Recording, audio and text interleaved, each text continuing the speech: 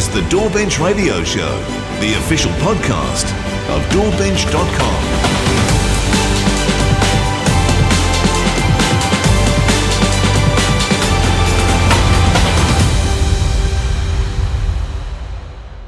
Welcome to the DAWbench Radio Show. I'm your host, Curigliano of AAVIM Technology in Melbourne, Australia, and I'm joined again by my two co-hosts for the Music Tech series of shows, and that is Pete Brown of Microsoft in Maryland in the United States. How you going, Pete? Really good. It's great to be back on the show again, so I'm really excited about this today. Yes, it is. It is our comeback show. And we also have Chris Mann of Link Audio, also in Melbourne, Australia. How you going, Chris? I'm going well, Vin. I'm very happy to be back as well. Yes. It's been a while. Yes. So welcome back, gents. And look, just on that, I should at least make some comment of why there has been an extended pause in the show. And look, without going into the whole detail, I do it. No. Well, I'll give some detail. After the last show, which was Dave Smith, right at the end of May, and the timing of that was pretty freaky as well, because we'd recorded that show on the Tuesday before Dave had sadly passed. Right. And I'd finished editing the show on about a Friday, and then I uploaded it on I can't remember what it was. It might have been my Sunday night at about 6 p.m. And then, so that way I get, Europe waking up, and then overnight we get North America. And then, so I wake up in the morning and see what kind of a reaction we get with the show. And so I got up at 6 a.m. and had a bit of a look at the stats and went, hey, look, this is good. And there was some really nice comments coming in. And then one of my friends locally just messaged me, gives me a PM, and he says, hey, Vin, there's news breaking that Dave has just passed. I went, no, what are you talking about? Right. I was right. Messaging and emailing this guy right up until the point of actually broadcasting the show. Mm-hmm. And he says, look, I'll catch you at the other side of, I'm heading over to NAM. I'll catch you over the other side of NAM. I went, awesome, and I'm doing a frantic search, and there was nothing coming up in the search engines. I've gone, right, what's going on? And I went to the sequential site, and there it was. They just posted it. So we're talking 14 hours. I know exactly, 14 hours after I'd uploaded the show, Dave's announcement of his passing. So in some time zones, that show release date is actually the day of his passing, where others it's right the day after or the day before. So and not planned on, obviously not planned on your part, but I'm really glad that we had the opportunity to speak to him. It's just unbelievable. And I mean, look, both of us were completely shocked. I was gutted. Look, I was seriously considering pulling the show, because I was hoping that the people could see that the release timeline. This wasn't me trying to, jump on the Dave tributes to try and benefit. I was literally very close to pulling it, and then just re-releasing it after a period of time. And I got pulled back from the edge by a few people. They just said, no, look, you've already released it. There's a stack of people who've already listened to it. You can't. And I'm glad you left it out there, because you weren't taking advantage of anybody or anything there. And it was a really good discussion with a very cool person. Oh, it was incredible. The energy that this guy had during that show, that was just phenomenal. And look, I'm very proud of that show, that and it's an awesome tribute. And, it will remain always as an awesome tribute. But and I was planning on having a little bit of a pause, just out of respect, just let the show breathe. And then that extended to 6 months, and this is where I'm going to have to get into some detail. And so, a couple of weeks after that show, the universe decided to throw me a curveball. And, look, I'm pretty fit, and anyone that knows me, I'm pretty lean, and I walk a fair bit, and I do my light workouts and stuff. So I'm pretty fit and compact even. Yes, I'm quite small. Yeah. Look, I got the duck's disease, ass is close to the ground. So, So the universe threw me a curveball. I had an underlying condition that I was unaware of. I mean, I had little inklings that there was, and it's to do with my gut. And this thing flared, and I don't do things by halves, and it flared that badly that I landed myself in emergency, and then I was in the hospital for a week. I had some minor procedure to kind of address what was going on, and then I had a scheduled 4 to 5 week recovery, nurses in the home, so I had daily visits from the nurses and stuff. But I mean, that went really well, so. Well, as well as that can go. Well, we thought it was going perfectly, actually. Yeah. So we get to the end of July, and the small procedure's reversed.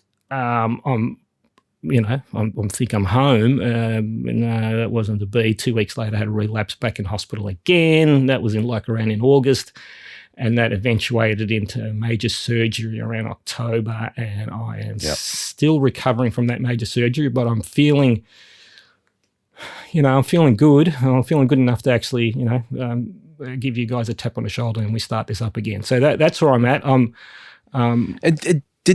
Didn't you start off also with COVID or something at the beginning? Like, was it just a storm of things? Yeah, the COVID, I knocked it over in 3 days, guys. 3 days. 3 days I was over. I was over the COVID, and then not enough body mass for it to really take hold. Yeah. So, thanks, mate. So knocked over the spicy cough in 3 days, and then after I got that, then I got thrown the curveball, and I just went, you're not finished with me yet, eh? So look, I'm not in any mortal danger, so to speak. I was initially. I mean, that could have been quite nasty, but you weren't great. No, I was not good for a long time.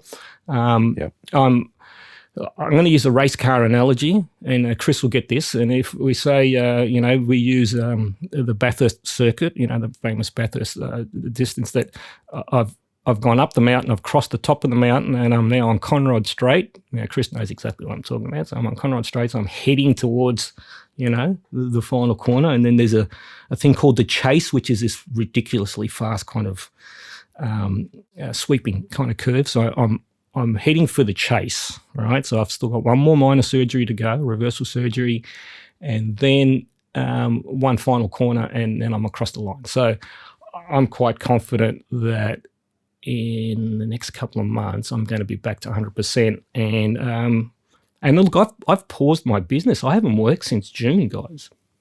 Right. So I've got all my new system templates done for the 13th gen and the AMD Ryzen 7Ks, which are kind of awesome. And then the new Xeons get released next month. So everything's kind of timing up nicely. So I reckon late February, March, I'm back on the bike with that. So Well, Vin, it's good to have you back. Thank you very much. Thank you. And look, it's awesome to be back. So now, with that out of the way, before we dive into it, now, Pete, you wanted to mention a shout out with because there's definitely been some curveballs thrown in the tech industry this week. Do you want to kind of cover that a little bit for us, please? Yeah, as part of the podcast, we talk about a lot of technology that involves obviously tech companies. Yep. And I just wanted to give a little acknowledgement and a shout of support to, all the colleagues that, Google is laying off 12,000 people. Microsoft is laying off 10,000 people. Amazon, Meta, I know that they had similar numbers, et cetera, but it's all kind of coming together right now. And just a shout of support to all the colleagues there who are affected by this, because this is a tough time for everybody. Yeah, no, definitely. I do my best to try and stay abreast of all of that. I didn't know. Look, I knew about Google cutting some staff. I didn't realize it was 12,000. I didn't know about the Microsoft one. That one kind of missed. So was that announced this week? Google announced today, and Microsoft announced on Tuesday, I think it was, that. So this is all kind of brand new. And the tough thing with all of these is they're not like, here's 10,000 names on day one. Sorry, I think Google's doing a similar thing here. It's over the next several months, there are going to be that number of cuts. So there's quite a bit of anxiety in the industry right now. So it's not set who's actually being cut. Oh man, right? That's not a good dynamic. Oh, now I remember who I was thinking of. Amazon. I think Amazon had announced that they were cutting some staff earlier. Right. Yeah. Amazon and Meta. Oh, it might have been Meta. Yep. I work with plenty of people where you'll have the husband works at Microsoft and the wife works at Meta, and so you can just imagine what their home life is like right now. Oh, yeah, it'd be insane. Now, is that? Like they haven't really defined it yet, but is it more remote people remotely, or are we talking about the people in the Silicon Valley, Seattle, Silicon Valley area, or is it just a combination of everything? I think it's a bit of everything. It doesn't seem to be, hey, no more remote. So I don't think that's a criteria from what I'm gathering, but at least at Microsoft, I have to share the public info because honestly, this is not like they tell us internally exactly who and what and stuff. But I understand that a fair number of the salespeople will probably go, which, I feel for them. But if you're talking about a downturn in the economy, that kind of makes sense from a business standpoint.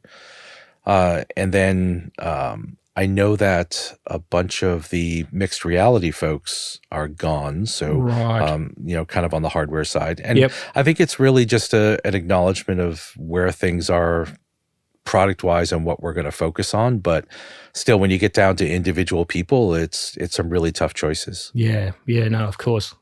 Well, all the best for, to everyone that is, in line for that one. And I'm just hoping it doesn't turn into like a .com bust thing, which is, that was pretty savage. But I don't see it being that bad.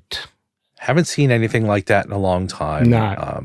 But who can predict what's going to happen with the economy in the next year, right? Let's not go down that rabbit warren. Yeah, let's not go down there. Yeah. Okay. Well, I think let's kickstart it. The first thing I do want to start the show with is just an overview of where I'm at with the whole DAWbench project. Now, of course, it's been on pause since about June, but that doesn't mean there hasn't been some testing, because I have been doing some testing and fine-tuning with Pete at Scan about, what's going to be introduced in the official test reports of, that he's going to be releasing. And, that is to do with the bus testing now and the serial. That was that whole serial processing testing that we discussed in that last show, because I'd done that whole series of tests across the 4 different DAWs, and then discovered that, it's not as clear cut as the serial process lands on one core, because that was the whole premise. The whole argument was, you've got to start testing serially because there's no point just testing on the parallel process. Tell me you had a stack of audio interfaces at beside your hospital bed.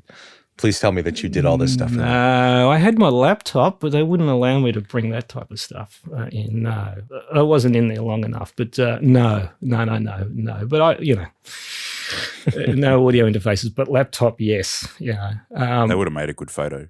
Yeah, it really would. Well, I actually watch. So we're getting sidetracked, but I watch Bathurst from my hospital bed, which is kind of hilarious because I had my headphones on, and I'm yelling, and I was actually in a shared room that time. The first couple I had the private one, but I had this shared room, and I'm screaming when all of the crashes are happening, and the nurses are running in, going, "Are you all right?" I'm going, "Oh yeah, sorry." I just crashed around the corner. I'm yelling at the idiots crashing at Bathurst. Yeah. Now, where was I? Oh, okay. Yeah, sorry. So with the serial processing testing, the thing that was really evident there was that it's not as clear cut as everything just landing on a single core, and it was really interesting what we discovered there, in that when you have and we'll call it the extended buffering, the hybrid type of buffering engines and the respective ones on the DAWs, on 3 of the 4, right, on 3 of the 4, the serial process actually gets load balanced, which it was not supposed to be following that whole premise, So Reaper, Cubase, Pro Tools load balanced the serial process, right? Which kind of blew the whole argument about the single processing and the clock speed and all of that type of stuff. Super smart though. Very, very clever. And I had some in-depth discussions with Justin, and he was trying to explain it to me, and I wasn't getting it. I wasn't getting it until the further I did the testing. I was physically watching this, the dynamic.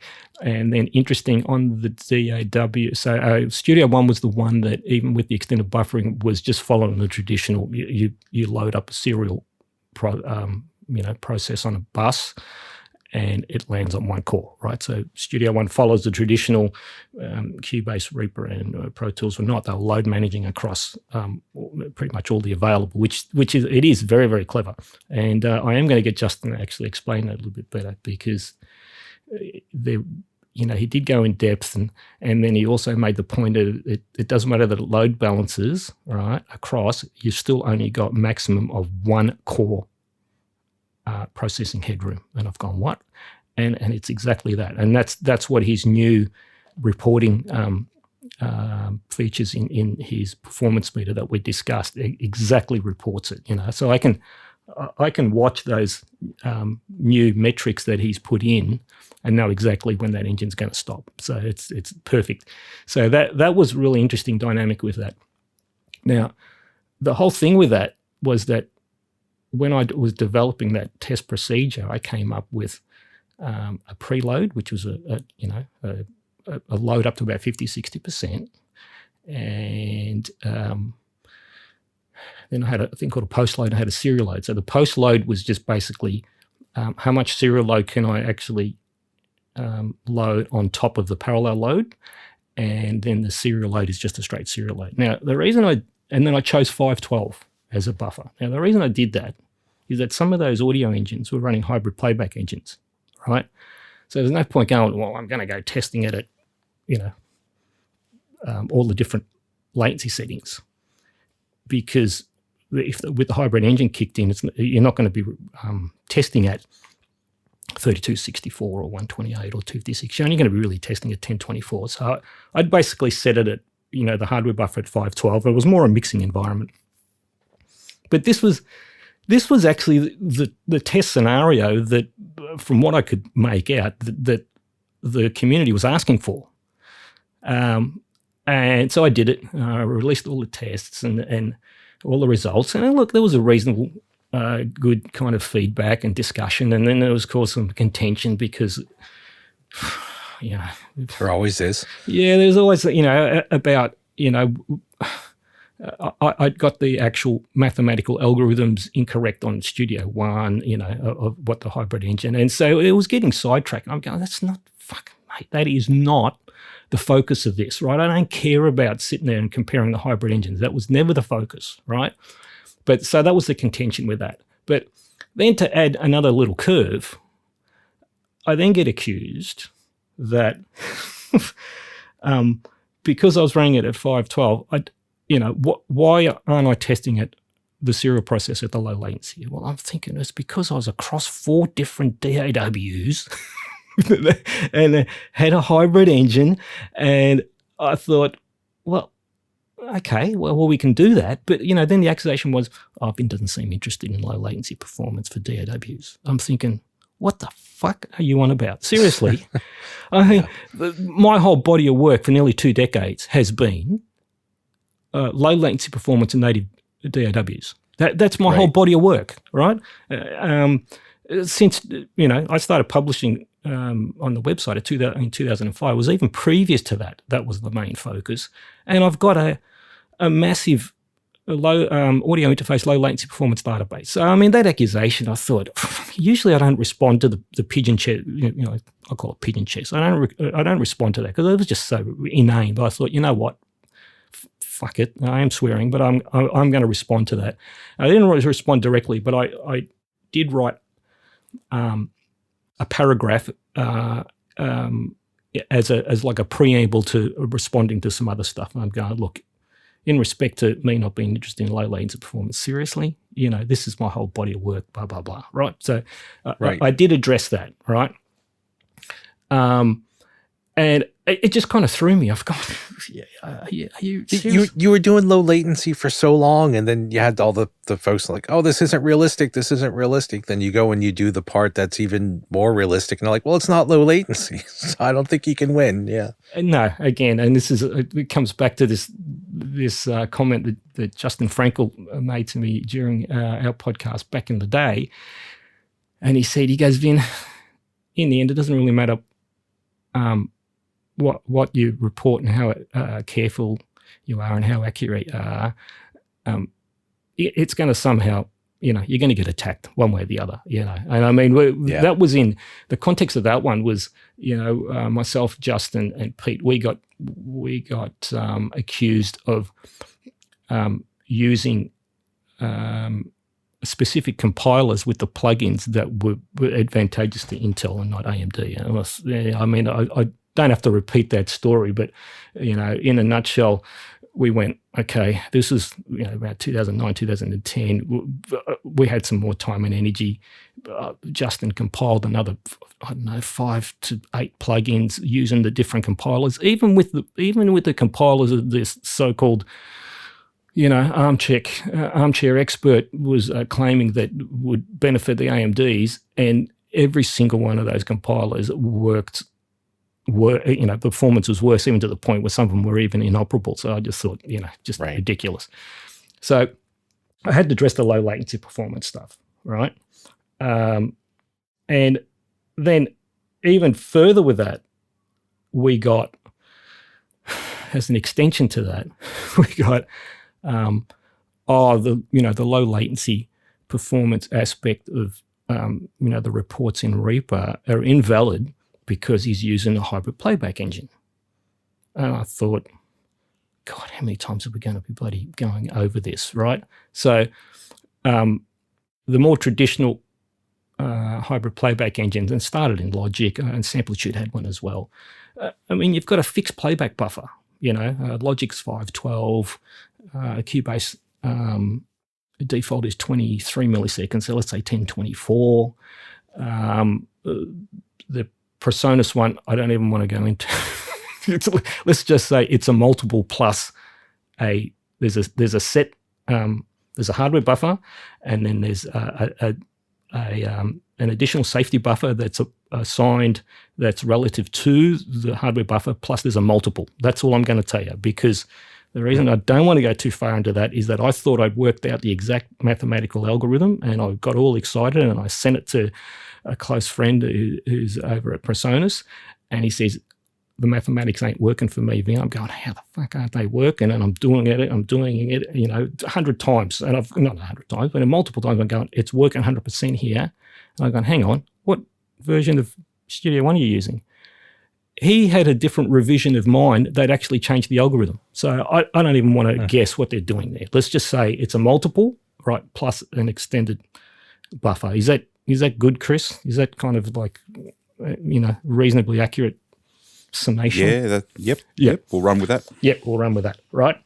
So with Reaper though, it's different because the AFX, the anticipative buffer, it actually preloads the when you hit play, there's a bit of a pause. It preloads, right? So there's a large buffer, and then the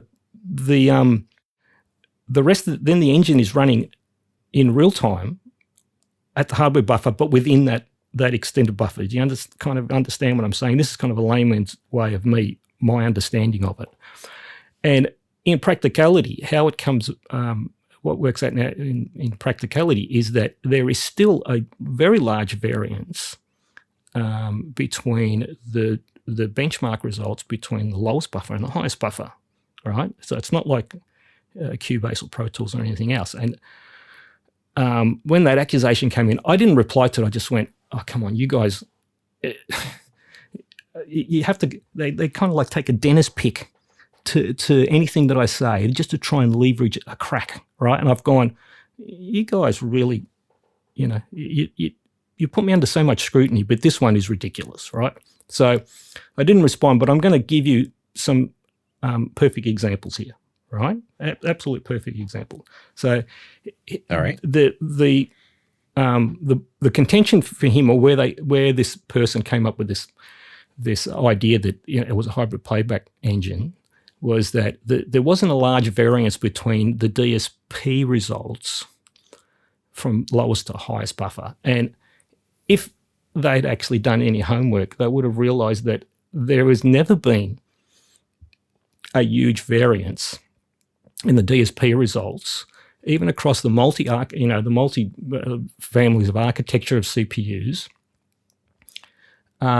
if there is a really efficient audio interface present, right? So right. on the current machines, there is, I'll tell you, we'll use a 13900K, right?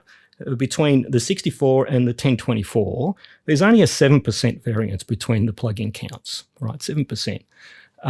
Even if we go back to the old X58 system from 2009, 2010, which I started my audio interface testing on, and I still do some testing on that old machine, believe it or not, because I've got to have some consistency with the audio interface database.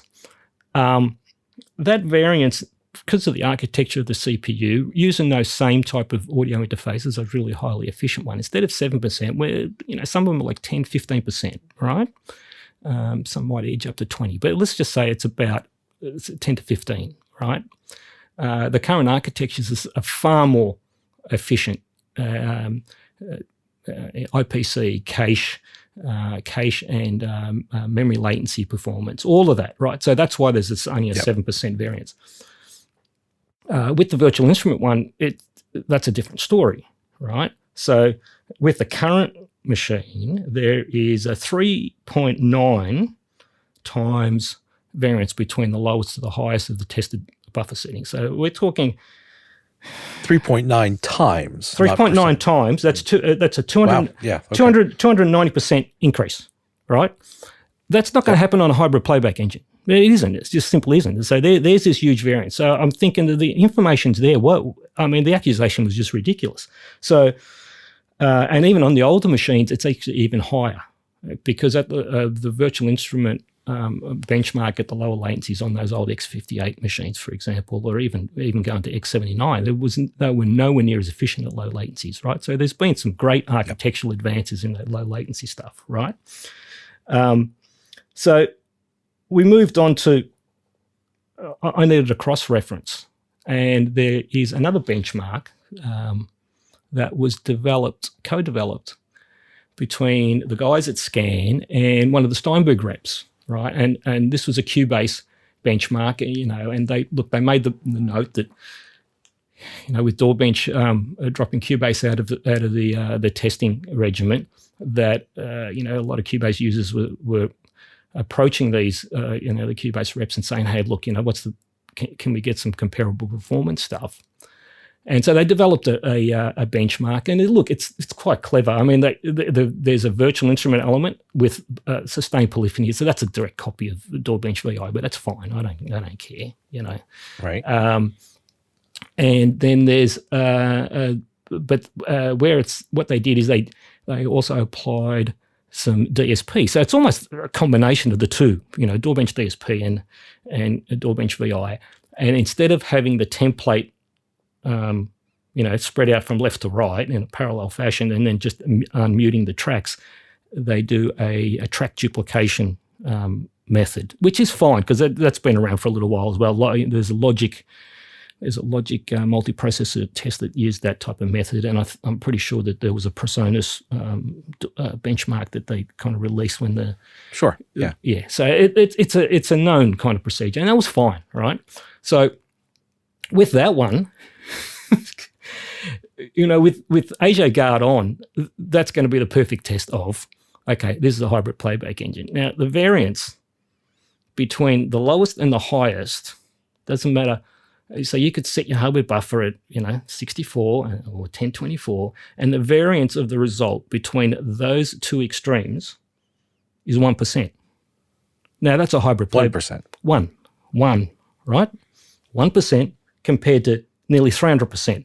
Now that's a hybrid playback engine, a traditional hybrid playback engine. That's why I don't use them. I don't use those DAW environments. Like I can't use Cubase with ASIO Guard on, right, to do low latency performance testing and reporting. This is the reason, and it's not knocking ASIO Guard or these hybrid playback engines, because they've got massive advantages in right. real world application, right? It's just a different beast. Yeah, right. But don't accuse me of missing the dots, and the low latency reporting that we're doing within Reaper is irrelevant because of the hybrid playback engine. I mean, get an understanding of the difference of the dynamic, and then at least make some type of informed comment. All right. So that one I haven't addressed that, but I've addressed it now. I just found that ridiculous. Right.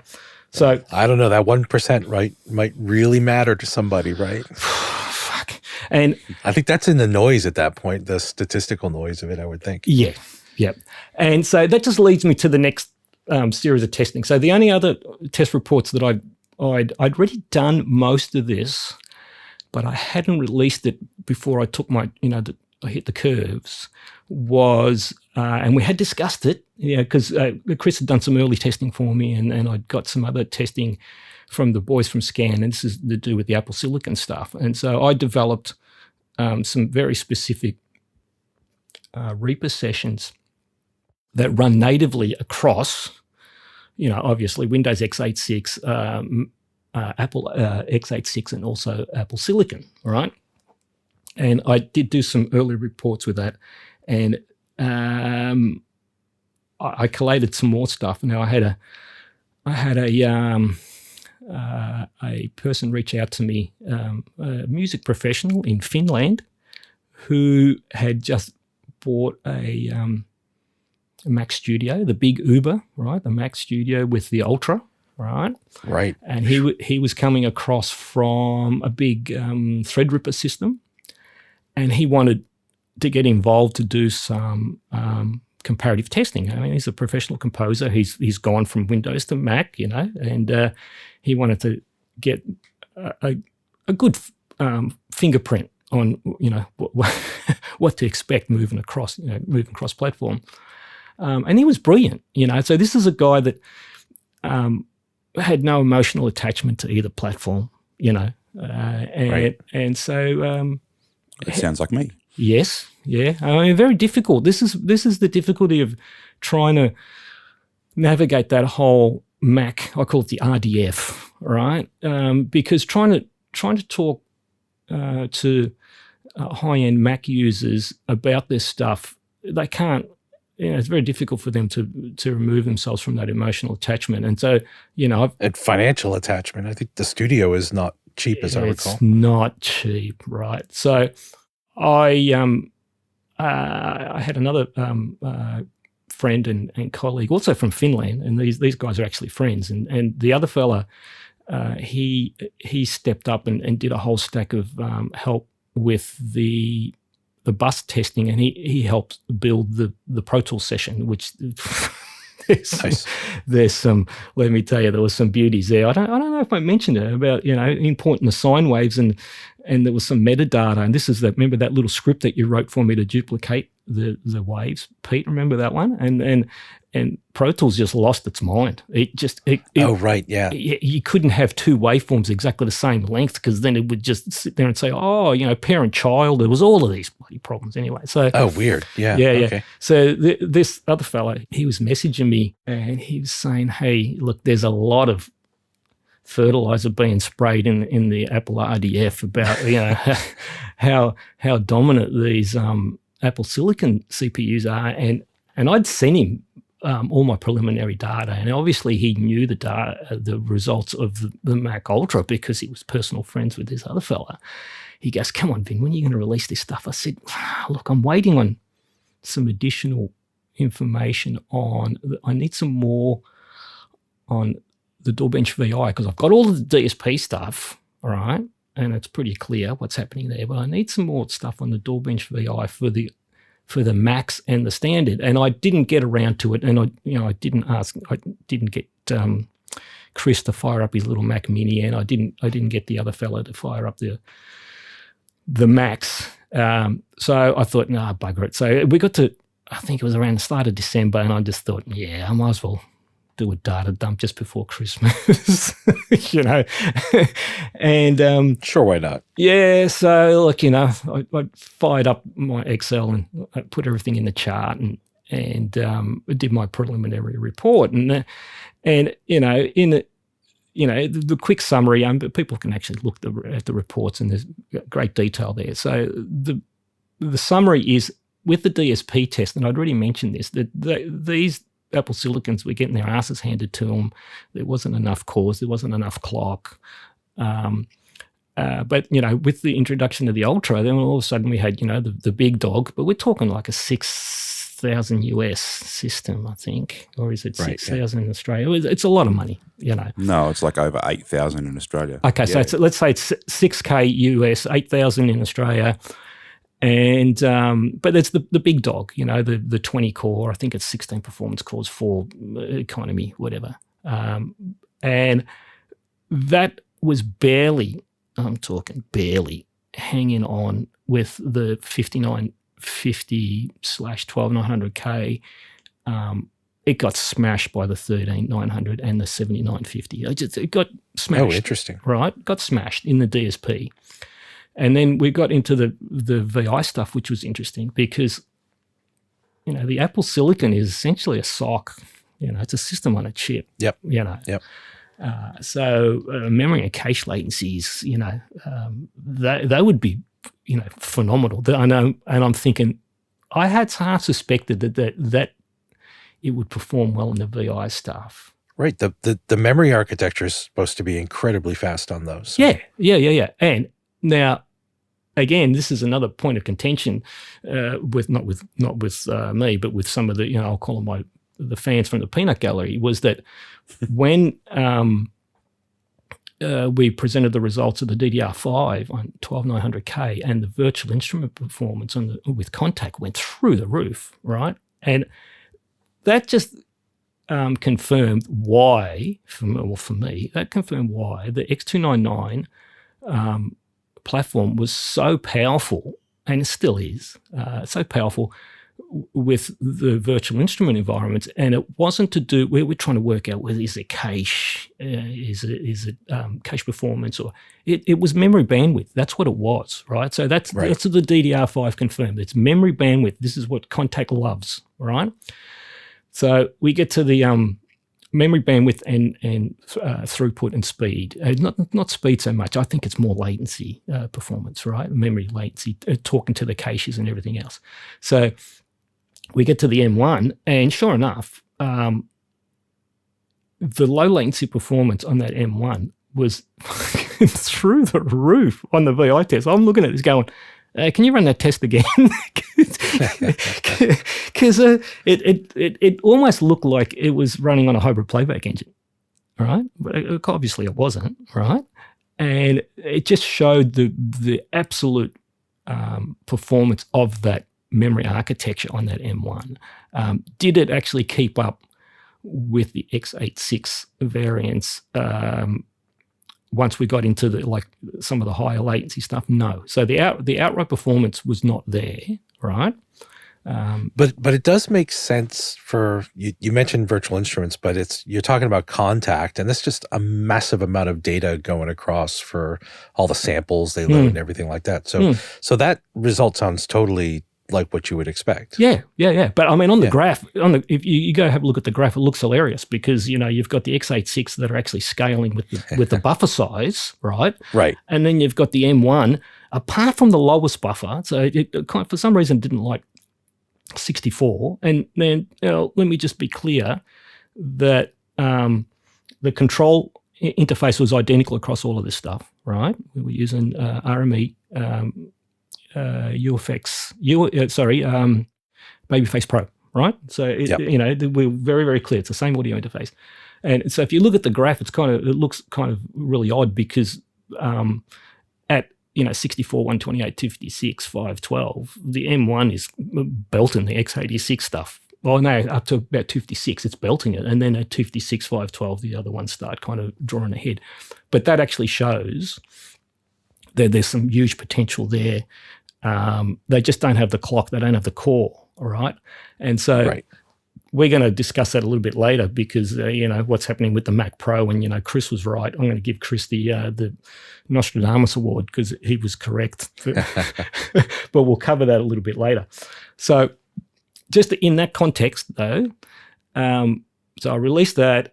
There was a little bit of pushback from some of the Mac fraternity. I mean, one of the most common ones was that, but, performance per watt is way better. I've gone, yep, no argument there. But great for laptops and ecology-minded. Yes, but I'm not focusing on that. And there's no such thing as a desktop variant of a Apple Silicon. So we'll get there.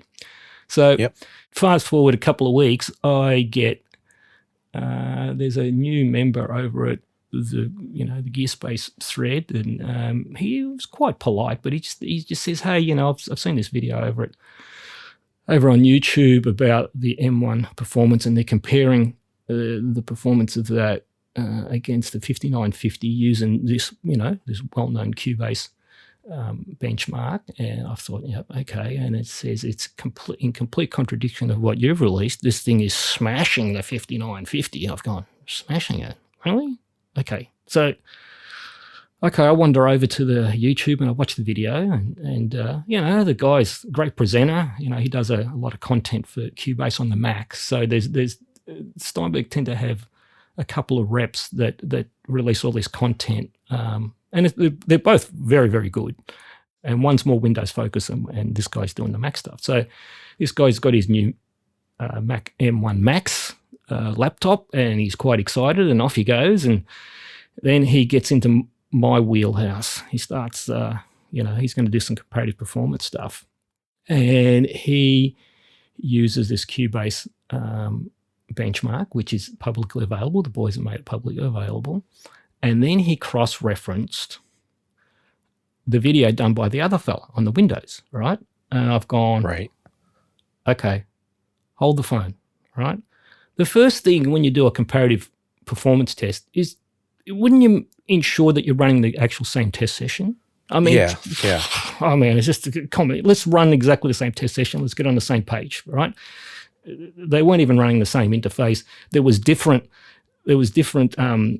ASIO guard playback buffers as well. One was running at 23 milliseconds. One was running, the Windows was running at 23. The Apple was running at 32. So there's already a 9 millisecond variance there, but that's beside the fact, right? But they weren't running the same session because I'm looking at this video and I've gone, he's referencing the first video. There was a follow-up video because there was a problem with the way that they'd set up the test session. And when Cubase was looping, it was actually coughing at the loop point.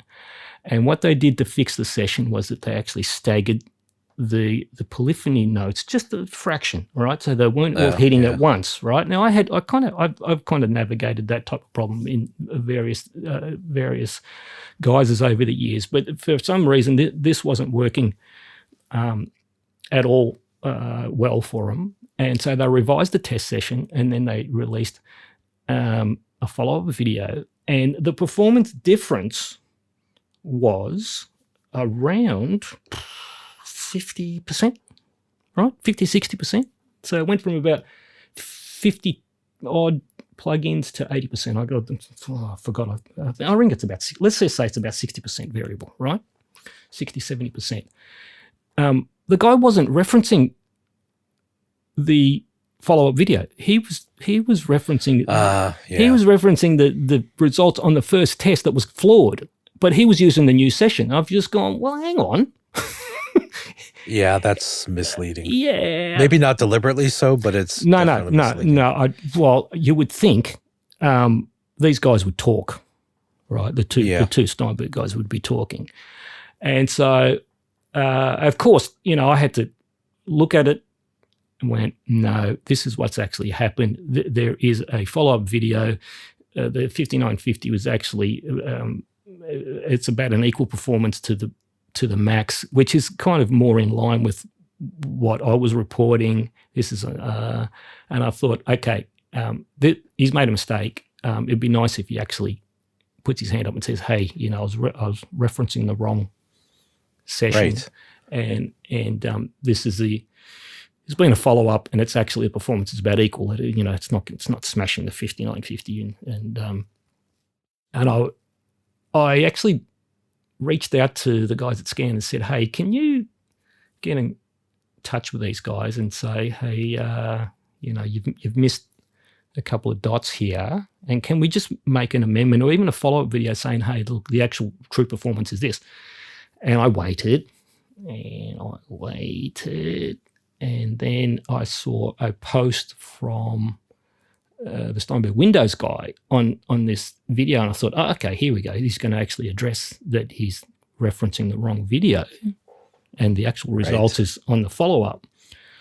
Nope. I hear a but coming. Yeah, no. There was none of that. I'll tell you what there was. There was there's a bit of a circle of the wagons, and there was a congratulation on, what an awesome video, and there was absolutely no mention he was doing comparative performance with the wrong session, referencing the wrong session. I thought at that point I went, fuck it, I'm gonna break my rule, and I'm gonna reply on the YouTube comments. Now, I'd already responded at my thread, and that was fair enough, but it was just grinding on me. That was just standing. Yeah, it's misinformation in the wild, and you spend the rest of your life trying to counter it. Yeah. So, in the comments section, mate, it was an absolute RDF circle jerk. It was, mate, this thing's smashing these bloody Windows machines. And I thought, no, it's not. So, and you can find the post, and I was very polite. I've just said, allow me to make a few points. And I made the few points, and I've just said, hey, you're referencing the wrong video. There's been an amendment to the session. The only session available for public download is the new one. That's the one you've used. You should be referencing these second videos, and the performance is actually about equivalent. It's not, you're not smashing it, right? And I also made the point, yes, you're talking about a laptop. This is a desktop, and a more comparable performance would be against a Windows laptop. That we haven't done any of that yet. So, but I also made the point that there is no such thing as a desktop Mac variant, right, of the chip. So the M1 Max and is exactly the same on the desktop. So, and then I gave. I posted some results for the latest 13900K and the 7950, where, they were getting all hysterical about 80 tracks. The 5950 and the 13900K probably it was in the range of 130 to 150. So, using the same Cubase test, right? And so let me predict here: the YouTube replies to you were not helpful.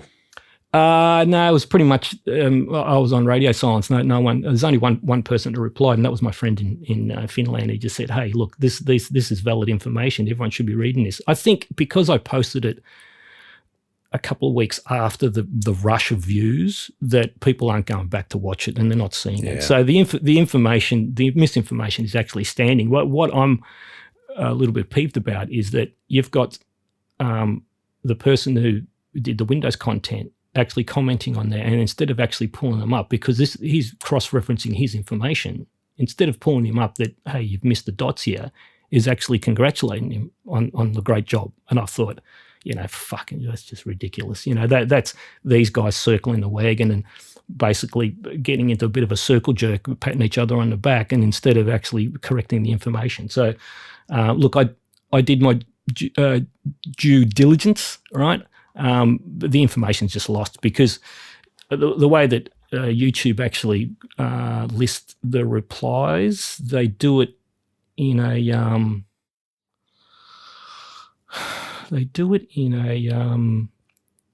well, they sort by engagement and a bunch of other comments and likes and top comments. So mine's going down because it's not a top comment, so it's just going to disappear. I don't care. The information's there for people that warrant it. I'm just disappointed that those two Steinberg reps won't put their hand up and go, hey, listen, we fucked up here, and this is the actual real situation. But hey, I have to admit, Vin, I care. This is like, I'm sitting here like thinking like, I don't mind some healthy competition if it's, no pun intended, apples to apples, right? Yeah. But misinformation drives me nuts. Yeah. Someone is wrong on the internet. Yeah. Oh no. And look, and the other thing for me, the point that I want to make is that, the level of scrutiny that I'm put under, anything that that I post or, I develop or, the Pete posts, man, it's microscopic, Right. It's not like we could come up with something that screwed up and not get absolutely hammered, right? But the same level of scrutiny doesn't apply. And there was another instance that I won't go into great detail, but there was another instance where some guy, it's gone into, a huge level of testing, and the whole premise was that his opinion was that there was not a lot of advantage increasing the core count in Cubase in a real-world working environment. I've gone, okay, and I watched it, and he's using Cubase 10, and he's using Windows 10, and you know where I'm going here, right? I know where you're going with this. So he's got Cubase 10, he's got Windows 10, and he's testing with, different numbers of cores active, right? It's all quite thorough. But one of the control parameters for the test was he disabled, I'm laughing here, he disabled Asia Guard, right? And I've gone, well, Pete, I'm going to say it.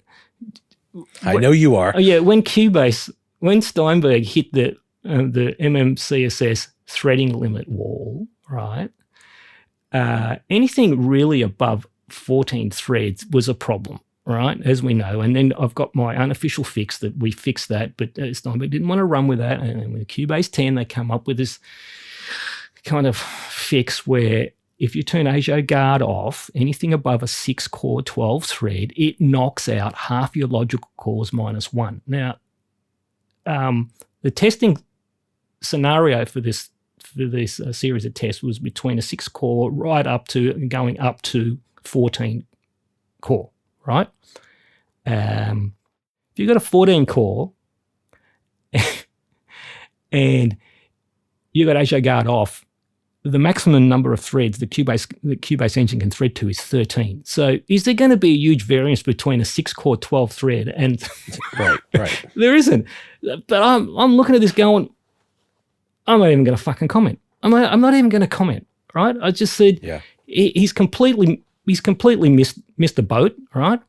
And the comments were even more hysterical. They're like, yeah, thanks, man. I was about to update to 12 core or 16 core. I'm not going to do it now because I don't need to. Okay, more power to you, right? But I just let it roll. I mean, there's no point because it just ends up in pigeon chess with these guys, right? How can you actually miss that? I mean, it's pretty common knowledge. Well, it should be common. Maybe not. I can kind of understand how, like, if he didn't have the knowledge about the MMCSS limits and what Steinberg did under the hood up front, then I think it's a perfectly reasonable conclusion for them to draw. Yeah, it's but just not the right one. Yeah, but this guy comes across as being the authority, right? And well, everybody is one of the resident authorities at another forum, which I don't frequent because it's pigeon chess central. And anyway, so I mean, again, that's the 2 points. I mean, let's approach any of these things that kind of come up with the comparative performance stuff with the same level of scrutiny. I mean, there was we'll call it a German test. It was behind a paywall. I didn't read the whole thing. I haven't, but I do know someone that did read the whole thing, and they summarized the whole test procedure, and it was like, what the fuck? There was so many holes and gaps. It was Swiss cheese about the testing parameter, but they were coming up with these kind of conclusions that the 5800 3D Ryzen was just destroying everything in across multiple DAWs, and so we went back and redid those tests and went, yep, there's actually a really nice improvement with the 3D with the 3D cache on virtual instruments, but on the DSP, it was actually below that because the cache wasn't making any difference, right? So there was massive scrutiny on that one, but then there's some others that slip under the radar. So I'll leave it at that, right? Well, you know how hard it is to create a test that'll hold up to everybody's scrutiny. So, it's mate. I've discovered after nearly 20 years, it's impossible. Someone's always going to grumble. And just on that point, the ones that are doing the grumbling, they're not the ones that are actually stepping up and helping, right? So, of course. Like that friend of mine in Finland, he wanted to do, his main axe is Pro Tools, and he was doing the test in Reaper. He asked for the beta bus testing. I sent it across, and he's going, look, I've got all this across, and I'm getting very, very similar results to what you're reporting. So that's kind of cool. He goes, but I'm not really correlating this with my working environment with Pro Tools. Do you want to build a session? And I went, only if you help me, because I'm good. I'm okay with Pro Tools, but I'm not. Right. I'm not overly versed. And he was awesome. He stepped up and he did it. Now, this is a working professional, right? And we did a whole stack of testing, and we did some reporting online about, what I let him do all the reporting because he was the guy in the front line doing this stuff on the Pro Tools more so than me. And he was great. But in complete contrast, the people that are making the most noise and always seem to have something to complain about, and have always got a better idea of what we should be testing, and what plugins and what kind of metric to test. I mean, they've been belting me for years. Not one of them has actually stepped up to even do any beta testing, let alone actually come up with another alternate test session. So, yep. I mean, that just nature of the peanut gallery. Yep, the Peanut Gallery Pigeon Chess Club. So that's we'll leave it at. And I say, and everybody has their sacred cow that's really all they're interested in is making that cow look better. Yep. And so just to finish off on the DAWbench suite, for 2023, I am the bus sessions will get its official release, and there's also there's blank templates in there as well, so anyone can put them whatever plugins they want to build their testing environment. And the other one is that I have to expand the VI polyphony test again because we were at 9,600 notes. The 1,300K just blew it out of the water. It's 10,900 or something. So I have to expand it again to, I don't know, over 12. That's nuts. Yeah, it's just crazy. And we've got the Xeons incoming. Right. And so that's why I haven't released the new expanded version, because I have no idea where, what kind of a number these things are going to come up with. So before I release it, we're going to be doing testing on the new Xeons. I kind of feel like at some point you'd be like, this is enough for anybody. Just here we go. This is great. Move on. Yeah. Well, look, I mean, again, it's just a testing metric, right? This is, Right. no one's going to be needing 12,000 notes. I don't think so, but I mean, that's just Somebody's got to do it. Yeah, that's just the metric, right? It's a testing metric, but it's the one that I've used from the start, and to have the consistency, I just need to continue. So that's why it's just going through the bloody roof. So the other thing is when those new Xeons come in, and they're above that 18 core, then we're going to start hitting those thread limits again. But that's we can talk about that a little bit. I'm looking forward to those. Yeah, we can talk a little bit further about that as well. So let's do tech releases and roundup and mergers. Yeah. Let's. Everybody's buying everybody. End of story. There's been some mergers and acquisitions. Now, Pete, you can. No, sorry, Chris, you can.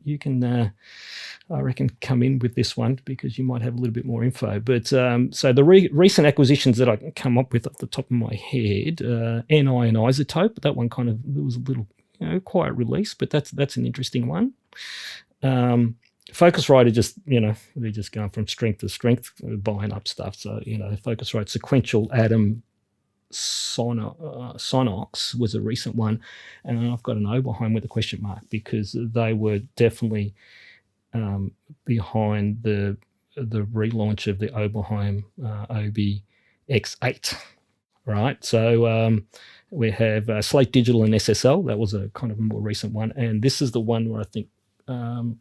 if Chris can give us a little bit, what detail he can, and that's the Presonus and the Fender is the new one. Is there anything you can add there with Presonus and Fender, Chris? Because that might directly impact you because you are the Presonus distributor here in Australia, and there's going to be, some dynamic shifting around there. Yeah, well, it's obviously... It's happened for a little while now, but yeah, look, this is the one where it's not a tech company buying a tech company. It's a guitar company buying a tech company. Yep. So it's quite different. For us, really, there hasn't been a lot of change. Yes, we're speaking to far more Fender people than we were Presonus people. Mm-hmm. But I think with any of these mergers, what these companies need to be careful about is not ripping out the DNA and the heart of the company they've bought, which is why some of them have gone so wrong over the time. And I think for Presonus, software and hardware working really nicely together in a way that no one else does is really the core and the strength of that company. Mm-hmm. And, if Fender understand that and help that grow and nourish more, then happy days for everybody. If they don't really understand that, then I think that ends up being a problem somewhere down the track. So it's a really bit of a watch this space because that's the strength of Presonus. It's not that they're doing anything super magical in hardware or software that no one else is doing. It's just that they've got this really beautiful merge of these two things that we haven't seen from anyone else. Mm. I would have expected a little bit more hardware software integration with Yamaha and Steinberg. Kind of never really happened. No, it didn't happen at all. There's a little bit there with some of the interfaces, but yeah, not to the level that Presonus are doing it. Right. So that's really all there is to sort of say about it. I mean, stock's still coming. We're still selling stuff. Stuff's still strong. And you just got to keep the people that have been there, the heart of the company there and happy. Because as soon as you have a bunch of people that have been there a long time doing what they've been doing leave, you lose it. Yep. So, it's probably very early days still. As far as what happens to distribution, we don't really know at this point. There's no Fender don't have offices in every country in the world. It's very few that they do. So there's not like a worldwide movement to do their own distribution. But look, at the moment, it's all guns blazing for us. Not really any great change. Yeah. Okay. And look, and some of these acquisitions are, they're not new. There's always been, larger companies acquiring smaller companies. And I mean, some of the ones that are that are older but still active, that off the top of my head, Focusrite Novation, I mean, that's been going for a while. One that I only discovered recently because I've been doing some research for one of the new guests coming on. There's a bit of a hint. Line 6 and Yamaha. I didn't realise that Line 6 had been acquired by Yamaha in 2014. So that was an interesting one.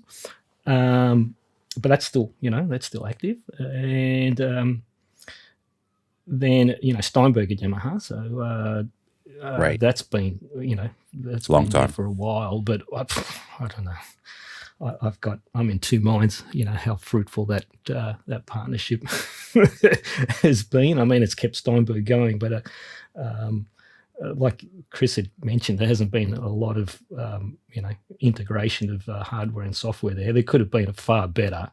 But Yamaha's if you're looking for a relatively secure parent company, Yamaha is a pretty good one to be under. So I think that works well for them. Well, way better than another company which I'll mention in a second.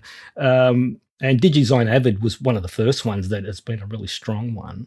And that's just but I hadn't even realised that acquisition that happened in 1996, because the Avid name change only happened around 2009, 2010. Right, yeah. There was DigiDesign up until then. I remember that from one of the previous guests. Yeah. So 1996, that was a real early one. Some of the acquisitions that went south. Okay, so here's the rogues.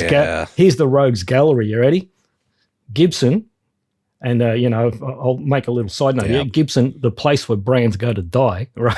I think we've said that before. Oberheim, dead. But now resurrected.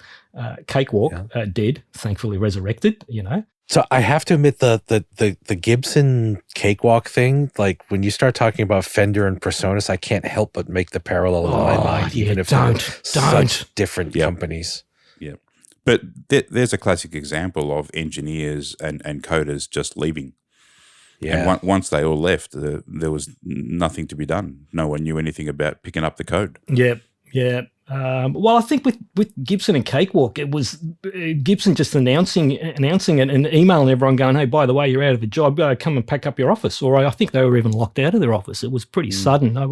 We had that. We had Noel on discussing some of that. It was quite contentious, actually. But, brutal. Yeah, it was quite brutal. But luckily, they're in a good place now, though. So. Oh, awesome! They've landed, and we're gonna have Noel back on as well. I want to get Noel. I want to get all the DAW developers back on, because we have a stack to discuss with all of the transition to the Apple Silicon stuff. So that's going to be an interesting one. And I've already got a couple confirmed and locked in for this year. So that's going to be good. So the other one was Roland Cakewalk. So poor old Cakewalk were, they've been getting pinged around a bit. But that one made so that one drove me nuts, because it made sense on, like, when you looked at it, like Roland being largely a technology company and more in software these days than, like, their boxes are mostly software with a piece of hardware around it. And you would think that would have worked out well, but. I don't know. I mean, I don't know what was happening there. I think, the left arm wasn't talking to the right arm in some instances. I've had some kind of very wacky kind of experiences with Cakewalk under Roland, which we've discussed in past shows. Some of the others, Avid and M Audio, that one actually worked quite well for them for a little while, and then they just, stop making stuff. Well, no, the interesting thing is, Chris, is that I can't remember the parent company. It's like a venture capitalist company that's bought M Audio now, but they've completely disappeared. I mean, they're still making product and they're still releasing it. But I remember here the local distribution went to some mum and pop. I've never even heard of them, and this is a company that was dealing with like Harvey Norman, which is kind of like a Walmart, right? And I'm thinking, what the hell's going to happen with this brand? I'll tell you what's happening with this brand. It's completely disappeared, Well, it's all part of Akai, like that whole group that has Akai and a bunch of other stuff. Right? Oh, is that who it is? You're right. It's, I forget the name of it. Is it In Music or is that Behringer? I forget which, but It is. It's like a holding company with all these other brands that they've bought up. Yeah, it's not Behringer. Behringer got their own. No, it's in music. You're right. All right. In music, yeah. In music. Okay. So, but, just for me locally, man, I think that product's completely disappeared, And look, that was quite good for Avid. I'm not quite sure what happened there. And then they basically disappeared in that prosumer. They didn't have any hardware in their prosumer market for ages. They've just released a new M-Box kind of variant now. But, they, for a good couple of years, they had nothing in that kind of space. So that was an interesting one. Another one I'd want to mention is that Avid, the Sibelius is, it's still going, right? So that could be under acquisitions that are still active. But, here's the but, they sacked all the original Sibelius code team, the original developers. The whole team went, see you later. There's the door. We've got some guys that can actually pick up the code. And so literally the whole Sibelius team got necked and they ended up at Steinberg. All right, so Steinberg picked up the whole Sibelius team, and I can't remember what the Steinberg score. There's a specific scoring program, or is it within Cubase Score? I can't remember. Look, it's not. No, it has a name. Well, that's the Sibelius team. So that was kind of like that was an interesting one. So I put that down in the that went south. All right, so Sibelius. Is it Dorico? That's the one. That's the one. Dorico. Yeah. The other one was Pinnacle and Steinberg. That went nowhere too. Yep, that Pinnacle and Steinberg, they kind of got rid of that very, very quickly. And Yamaha Sequential was one, right? Yeah. Where they bought it and then just sat on the name, and then 2 decades later, Dave got the name back, which is kind of cool. Which we had that discussion. Right. So, look, the acquisition stuff isn't new. I'm a bit wary of when these holding companies or venture capitalists are buying up all of this stuff, because if it sneezes, there's a whole lot of brands that are going to end up dead, So we'll just see what happens. Look, the positive is that the majority of these companies now, these smaller companies are now surviving because they were obviously running into problem. I don't know what the situation was with Presonus. I think there was some discussion that Fender was involved at some level, even pre the acquisition. I don't know, Chris. I think the owners were, they were getting on a bit, and they just wanted a bit of an out. Yeah. Okay. Yeah. That was the premise behind it. Yep. Okay. So let's just let's keep our fingers crossed that it's not a Gibson. Yeah. It's not a Gibson scenario where it's a guitar guys trying to be tech guys. I think that has the potential to go really well. I'm sort of positive on it, trying to ignore past stories in that space. As long as they leave the Presonus team, to at least be at least self-sufficient. They're very much like what Yamaha have done with Steinberg. I mean, Yamaha are still got they're still the overlord type of thing going there with Steinberg, but Steinberg are pretty much left to self-manage. And the Presonus team's really good.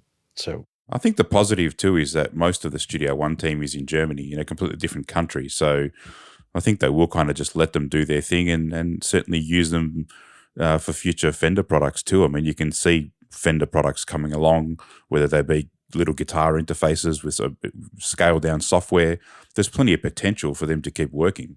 Huh. I always thought that they were down in Louisiana, but yeah. No, Studio One team's pretty much all in Germany. Huh. Yes, no. Well, I think you're thinking Presonus, and they're in Massachusetts. Baton Rouge. Sorry, that's Massachusetts, isn't it? No, Louisiana. No, Louisiana. Okay, there you go. I'll stand corrected. And they are. That's where the head office is. But most of the coding for Studio One comes out of the German team. Oh yeah, of course, because it was the acquisition of that that there team. You go. You left that one out. Oh yeah, well, one that's still going. Yeah, sorry. Yeah. Massachusetts is Motu, if I remember correctly. That might be who you're thinking of. Yep, maybe. Okay, I reckon let's move on to new releases.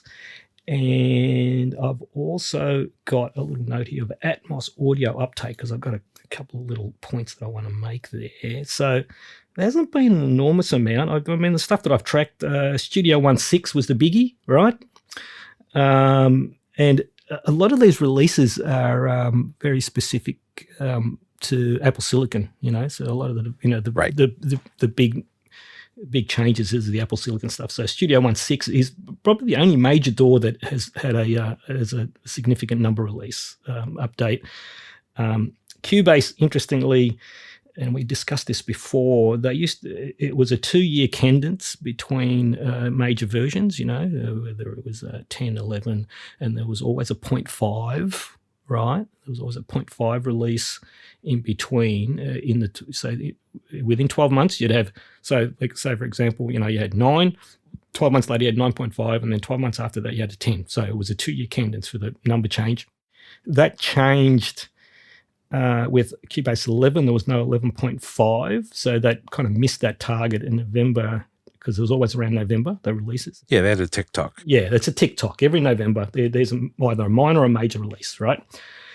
And they missed the 11.5, and then they went to Cubase 12 in the March of 2022. Now, we've already discussed Cubase 12. I don't want to discuss it again, to tell you the truth. So that actually means that you didn't get any free update. Nothing, no. Paid to paid. No. And so the word I was looking for before was consistency. There was a very set consistency to these releases. They broke the mold with Cubase 11, and then they, let's say 4 months later, March 2022, out comes Cubase 12. That was a significant change in the copy protection stuff, which we've discussed ad infinitum. I'm not going back there again, right? That seems to be working okay, I suppose. Yeah. To be honest, I haven't really been following Cubase that much. But there was no new releases with Cubase. There was one significant feature update, and that had to do with they introduced Atmos on one of the later revisions, which that's going to cycle back to a couple of points I want to make with the Atmos uptake. And Pro Tools, it's a little bit harder, where there's, major revisions, because now Pro Tools there's got a version just matches the year, but the last release was 2212, where they introduced Apple Silicon support to public beta. So there's still no official Apple Silicon support on Pro Tools. So they've always been a bit slow, but that's an interesting one for me. I mean, how long's Apple Silicon been out, Chris? A couple of years. Well, there you go. It's getting on a bit now. Yeah, so there you go. So still no official Apple Silicon support with the boys from Avid, and not until early 2023. So I'd say the next revision, we're going to see some Atmos support. And the point I want to make is that even though you've got native Atmos integration, so, the major guys, Logic, Cubase / Nuendo, and DaVinci Resolve. There might be some others, but I think they're the main ones. And DaVinci Resolve's not really a DAW; it's actually more a video editor, but you can use it as a DAW. The interesting thing for me is that I had a client that was moving into this Atmos space, and I helped him set up some really nice hardware, an audio interface, so that he could actually set up his room. And he experimented with Nuendo at first because, it was integrated, where Pro Tools was an add-on. So it's not like perfectly integrated. It's actually an add-on. And he just couldn't get Nuendo to work. Now, that's not saying that it doesn't work. He just couldn't get it. So he had a whole team on it. He had himself and a team, and he just couldn't get the assignment sorted, and he ended up throwing his arms up, and he ended up buying Pro Tools and then buying the extension. And he said, Vin, within a day, I had this room sorted. I went, well, what the, So my only conclusion is that all this Atmos integration it's not all equal, obviously. So I can't remember the exact problem. I mean, he did explain it to me, and it had something to do with the grouping and the routing, and look, my suggestion to him was, I bet you there is a correct way to get this done exactly as you want to. He says, yep, but there's no one to talk to. And this is the failure of Steinberg here locally, is that, again, it's this old Yamaha. To me, Yamaha is kind of like the whole suit mentality more than anything else. And I think Chris knows what I'm talking about. You're not really dealing with.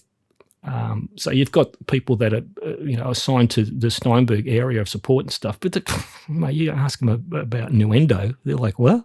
Right? They go, no, there's no one. There's no real life experience, I think, is the problem. Nope. I mean, Chris, you were the Nuendo product specialist, right? And you were in the front line using this stuff in audio production and post. These guys had no idea. So he had no one to talk to. No one that could actually resolve this thing for him.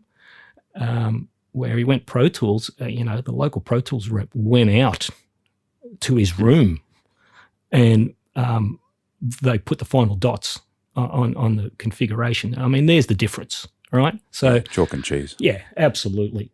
And it's interesting though, because it is taking off. Apple pushing more of it in their online stores is actually forcing people to go back and remix a lot of their library content. So it's an up and on the go thing. It shouldn't be something it's not going to go away. No, and we've discussed this multiple times, and I'm quite proud to say that myself and Pete, that was our Nostradamus moment when we actually approached Sony and said, hey, what's going on with the Atmos support and integration on Windows, and we were getting some mixed responses. Chickens, we were getting some chicken and egg responses back then. This is before Cubase and Nuendo had actually implemented it. That they're not getting any inquiries about it, so they're not going to be investing any development time and money into doing it on Windows. And I thought, well, how are you actually going to get any improved support or interest for it if you don't have a product there? So again, right. That's the chicken and egg scenario. And also the other note is that Apple's Atmos is not 100% Atmos. I mean, we've discussed this before, and then there was in Logic, you mean? No. Because Logic has it built in as well. No, I'm talking about the Atmos music that Apple actually supply is not true Atmos. Yeah, and we had this discussion, and there was some kind of detailed arguments, and I'm trying to remember who we had I think we had the discussion with. I can't remember now. There was a couple of people that we actually discussed this on the podcast in greater detail. Right, I kind of remember this. There was some articles. I'll see if I can find them, and maybe I'll put a link up. But it's not quite, Apple to be an Apple. They had to kind of put their own stamp on the on the standard and the protocol. Well, it's very open-ended. See, one of the more interesting things about it is that it's not necessarily a left, a right, a center, a rear, and if you lose any of those channels, you lose everything. It actually kind of works within itself to kind of adjust itself a little bit. So the process of mixing it is pretty, it's different. Yeah. And I think people got different interpretations of it. Yeah. Right. Yeah. But I think the point being was that the Atmos, when you're talking at a post level, right, and the Atmos at what? Cinema level. Yeah, cinema level. Yeah. And at what Apple are supplying with their Atmos music, there is some differences.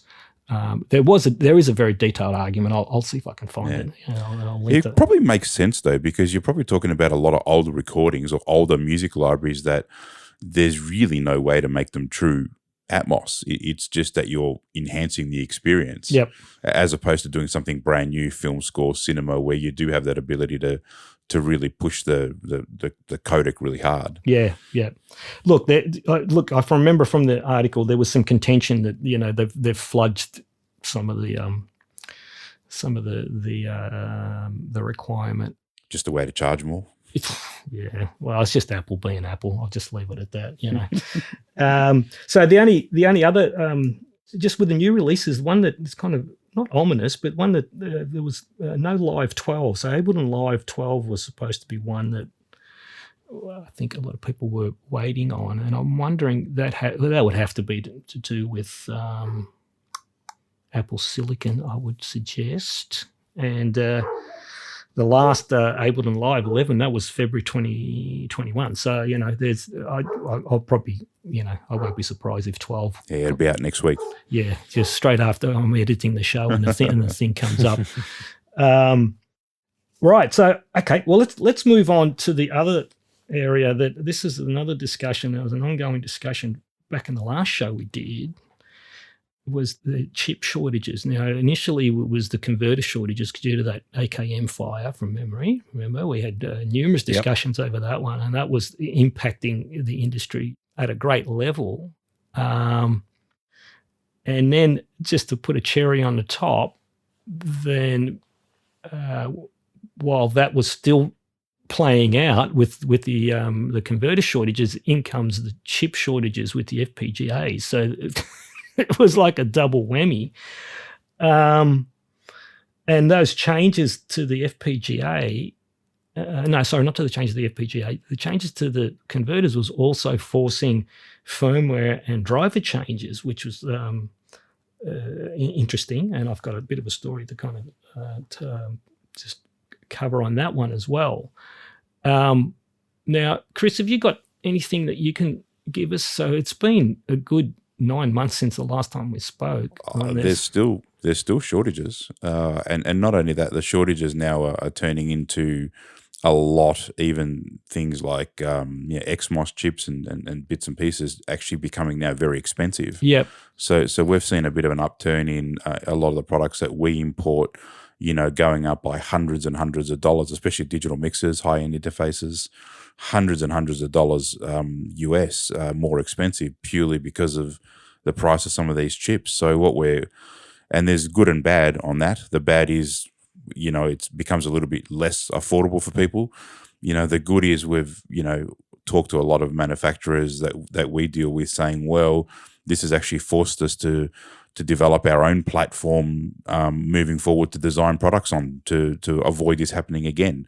Now, that's going to take a little bit of time, but that is a bit of a positive spin. But we're seeing a lot of that, where it's like, well, we don't necessarily want to do this way, right to the point where there was one meeting, I don't know, a couple of months back now, just before Christmas, where it was like, this is our kind of roadmap for the next 2 years. And I saw a couple of interesting looking audio interfaces. And my immediate question is, how are you going to do that? And what interface is that going to have?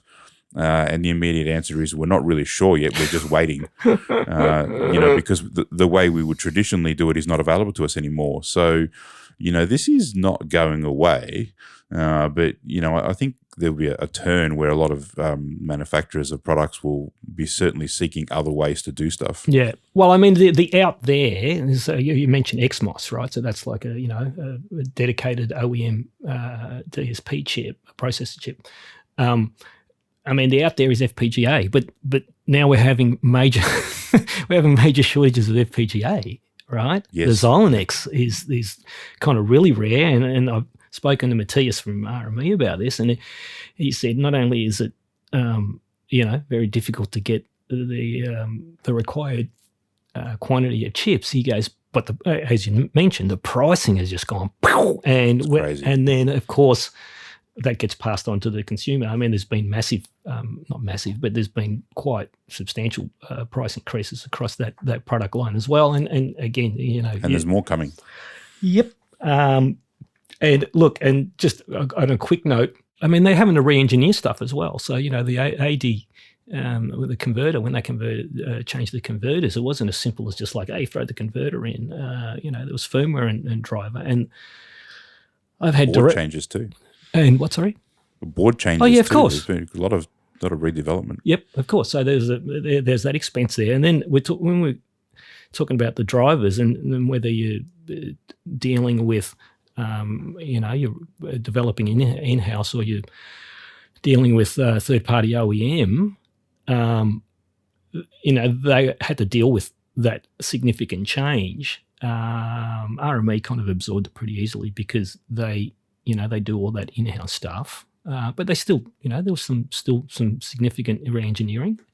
And there is another brand that I'm not going to go mention, but I had a direct conversation with their driver developer, because when the product line changed to the new A to D to D to A, there was a new line of driver, and it was, man, it was collapsing. I mean, the driver was collapsing. I just do my usual testing procedures at the different latencies, and it was collapsing at specific latencies, and I was put in contact with the guy that was directly responsible. His job title was the owner of the Windows driver for this particular company. And I don't know if you've heard that term, Chris, but when people are designated owner, and I know that's a designation that Microsoft use with certain divisions and areas of the code. It's basically saying, this is the guy that's directly responsible for the driver. And my interaction with him was rather painful, in the sense that I presented the problem. They were first saying they can't replicate it. They didn't want to acknowledge that there was a problem. And I said, okay, well, I can't use this driver, and I can't recommend the product till it's fixed. And then I get we can't replicate it, but we believe we've fixed it. I've gone, what? Well, well, if you can't replicate the problem that I'm actually describing, how can you actually fix it? But guess what? They did. They fixed it, and I got forwarded a beta driver. But the time frame between that beta driver that was actually working and the broken release driver that they maintained, right, was over 6 months. And I'm just saying, what's going on? Why aren't you releasing at least a variation of the beta driver with the resolution of the problem with the latency scaling stuff? I can't remember what the exact communication was, but I ended it. I ended the communication. I'm going, look, I'm not really interested in continuing with this, because it was getting to the point of pigeon chess, that they won't acknowledge that there was a problem, but they fixed it. Well, how does that doesn't make sense? It's a difficult time, because I think also there's a lot of products out there that are the same product. So the product physically hasn't changed, but the inside internal ICs have.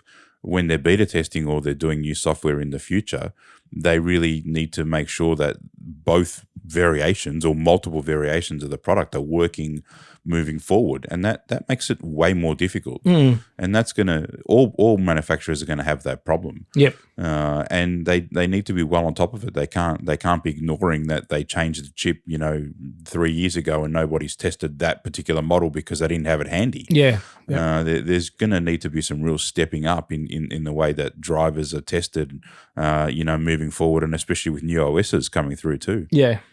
And the other last point I'll make on the drivers is that the companies that are dependent on these third-party drivers that we've discussed ad infinitum, that there are times when there's no consistency with the actual delivered performance. And we've got and we've discussed this as well, and we've experienced it, Chris, together, where we've kind of resolved some stuff where you've got a certain revision of a driver, there's been some marked improvement, and then there's been some changes, and then they present a new driver and a new line of interfaces, and the driver performance goes backwards, and then we're trying to get it addressed, and the hard part is actually getting them to acknowledge it, and then if they acknowledge it, then to get them to fix it. So again, it's an interesting thing, and for those companies that don't have the in-house driver development team, I think is going to be tougher, especially with this 100%. third party stuff. That's why I've got a shelf full of various products in different gears that I go back and look problems for when people ring up with support problems, because I know they're different. I know they've got different chips in them. There's nothing official that says they do, but you kind of know after 10, 15 phone calls that week that there's issues. So, you've got to hold on to stuff. You can't just say, yep, that's over. You've got to be able to pull that back up and go, yep, let's have a look. Yep. So look, that's another interesting and developing area. So I'm sure we're going to have more discussion of that on the next one. Let's move on to Thunderbolt, because if there's an area of contention when it comes to connection protocols, Thunderbolt is Well, Apple are pretty clear about Thunderbolt. I guess it's just everyone else. Well, not really. No. No. Well, yeah, they were, but with Apple Silicon, I think Intel are going to be pushing back on there, and I can go into that detail a little bit later, right? So, Apple were definitely, they were pushing it. So, the whole history of Apple, the original spec was fiber and called LightPeak, if you remember that, right? And the first demo that I saw in regards to LightPeak and professional audio, there was an Intel Developer Forum around September 2010, from memory, right? And that's about 6 months before Apple stuck their nose in, right, and released their their Thunderbolt 1 on copper, right? But this demo, it was running on a thing called a Compal laptop. Now, Compal is an ODM, or original design manufacturer of laptop shells, and you could buy them and then brand them yourself, or they would be making laptops for like Dell and various other white box manufacturers, right? So they're an ODM, right? And so there's this Compal laptop and running LightPeak into, wait for this, an AAVIM HDIO, and the laptop was running Windows 7 Pro Tools HD, right? So Pro Tools HD, AAVIM HDIO, right, running under LightPeak. This product has never even eventuated. Has never eventuated, right? But there it was. They had this working demo, and it was they had it running an external hard drive, a LightPeak, and then they were running a stack of audio and video on it as well. Just to, it was a proof of concept thing, right? But just let me make the point. It was running on an ODM Windows 7 PC laptop, right? 6 months later, Thunderbolt 1 lands. LightPeak's gone. It's gone to a proprietary connection that is licensed to Apple. It's gone to copper. And Apple have exclusivity with Thunderbolt 1, I think, for the first 12 months. So all of the development that the original ODM manufacturers on the Windows side, they were locked out, right? So if anyone wants to know why the uptake of Thunderbolt 1 was slower than on Windows, or Thunderbolt was slower on the uptake on Windows, I mean, that's part of it, You can argue black and blue, that's not the case. It is the case, right? So that was a long time ago. Yeah, 2010, right? 2010, 2011.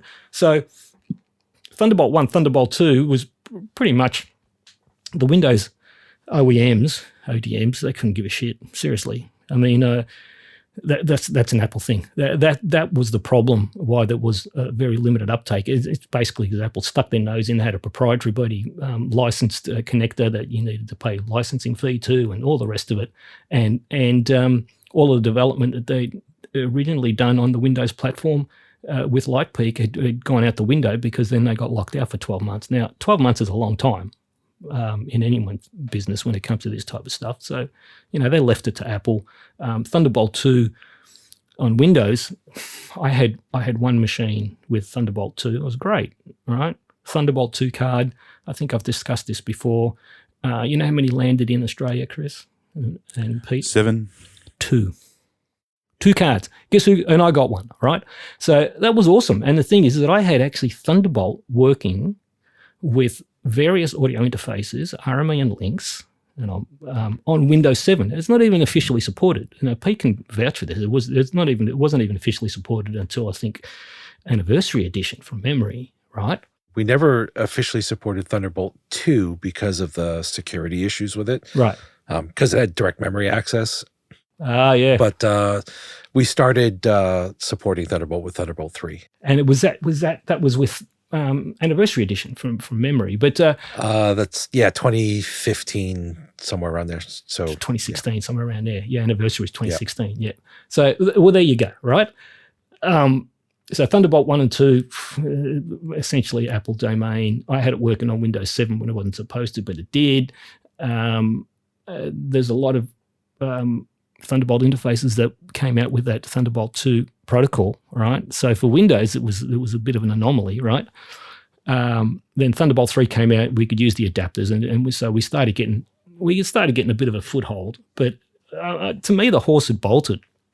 And then when it comes to Thunderbolt 3, then there was Alpine Ridge, and then there was Titan Ridge. And Alpine Ridge was actually really good with compatibility. Titan Ridge was a fucking clusterfuck for me, seriously.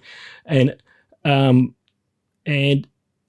so we've still got this, there's no consistency when it comes to, even these Thunderbolt 2 and 3 interfaces actually interacting nicely within Windows.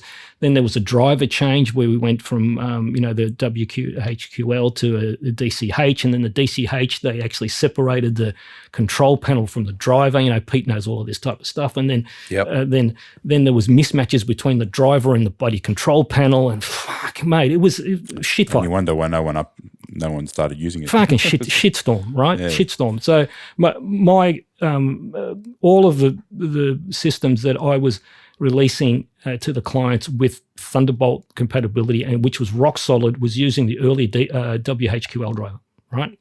And I had a very set procedure of actually how to install that driver and then update it, because there was a procedure to update it, or else if you screwed it up, you're gone.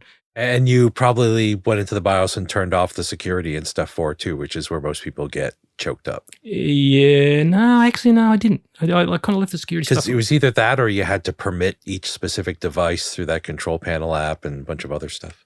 Nothing friendly about it. Yeah, but that's a kind of norm. You always have to say, hey, this piece of hardware has been detected. Will you allow it to connect? And you say, yes, I will. And would you like to permanently connect it? Yes. I mean, that was just a simple step procedure. I wouldn't have gone turning off the security for that. So, but there was just no consistency in regards to even just the units being seen and connecting correctly.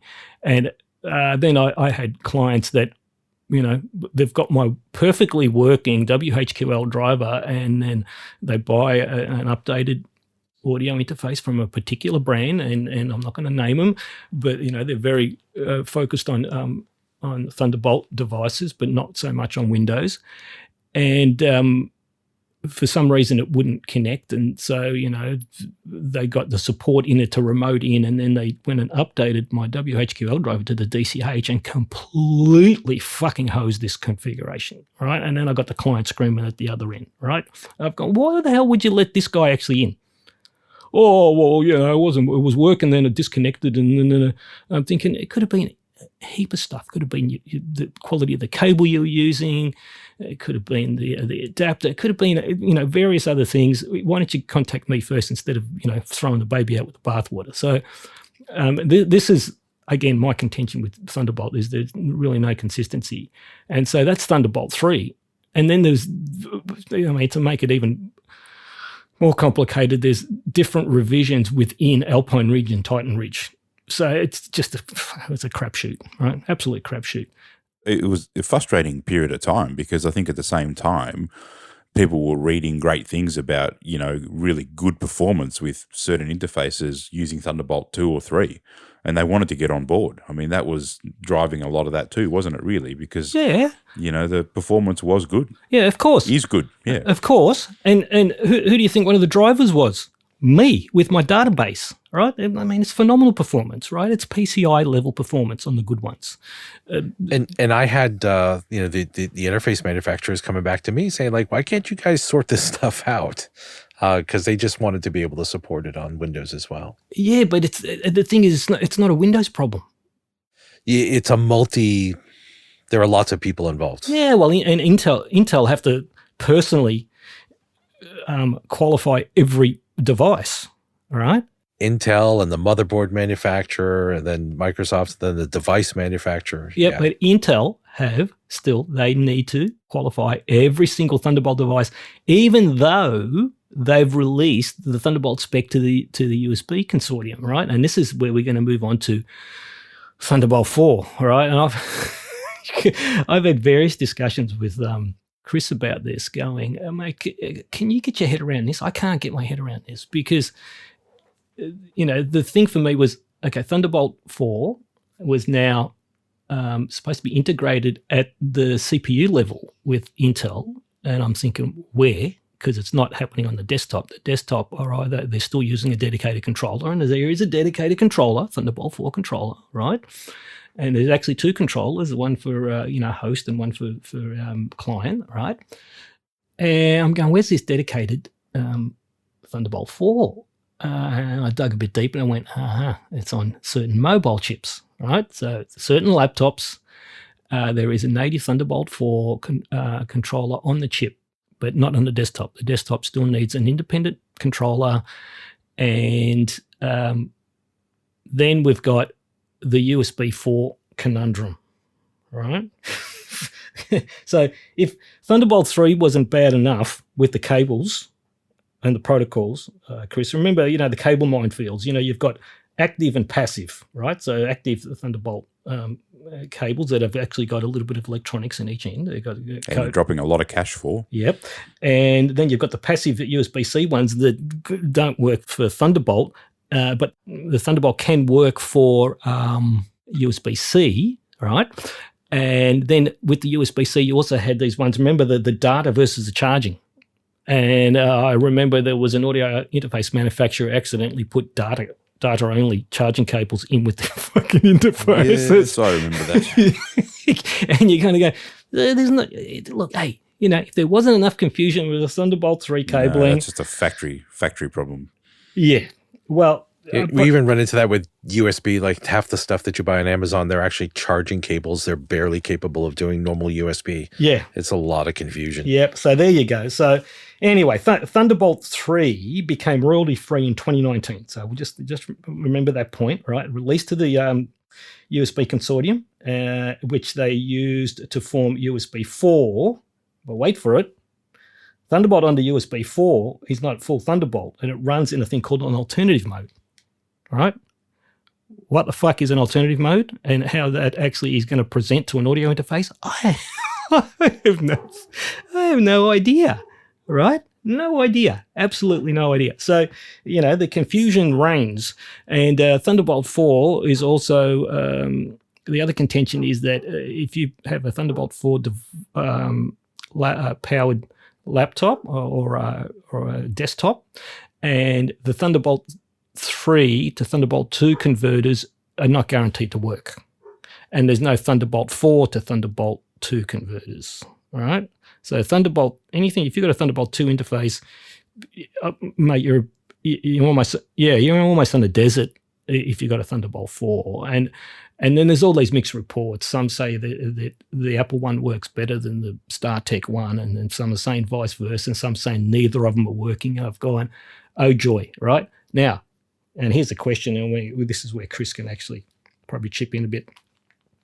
The question is Thunderbolt protocol for future audio interface releases. I mean, how many manufacturers are going to be investing in that area? Now, some are far more committed than others, like UA, for example. I mean, they're heavily committed on Thunderbolt. So are they going to leave it at Thunderbolt 3 and then just hope that, cross their fingers, that the Thunderbolt 4 spec doesn't move enough that it actually breaks it? Or are they going to be developing a Thunderbolt 4 interface? I don't know whether that's too wise, because then if you've got a Thunderbolt 3 controller or laptop, it's not going to work with a Thunderbolt 4 because it works one way, not the other.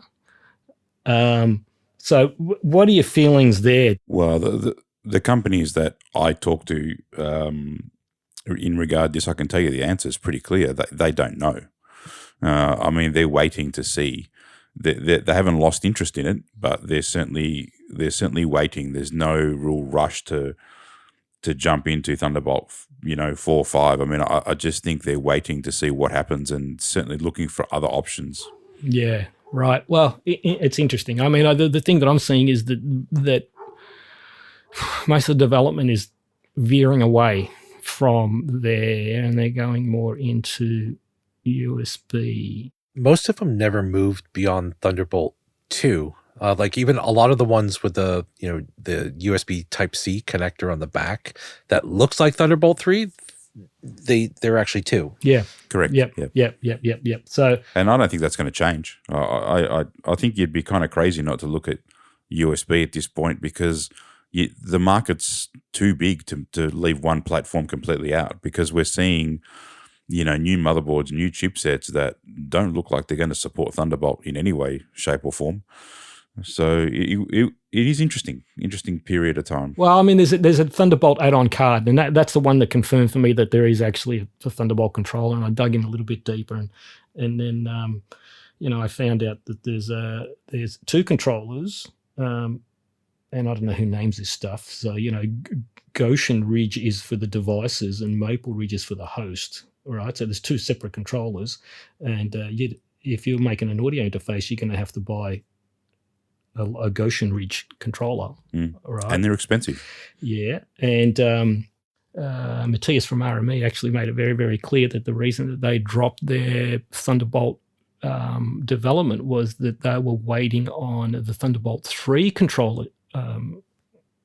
device chip, and Intel necked it after they'd been waiting for ages for it, and they just went, you know what, we'll just stick to our USB 3, thanks.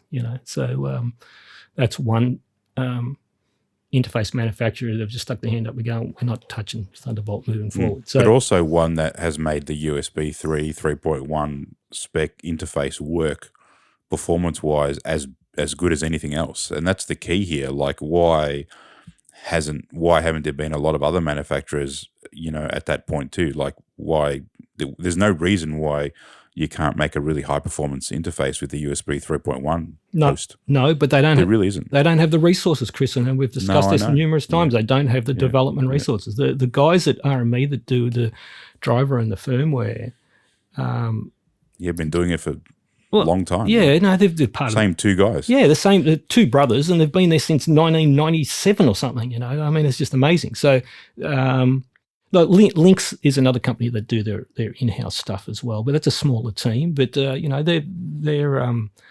do their in-house Thunderbolt because it's derived from their PCIe development. But the old USB and Firewire that they had, that was third party, and they, mate, we won't even discuss how good they were. So RME is really probably the only one that is doing their own in-house stuff.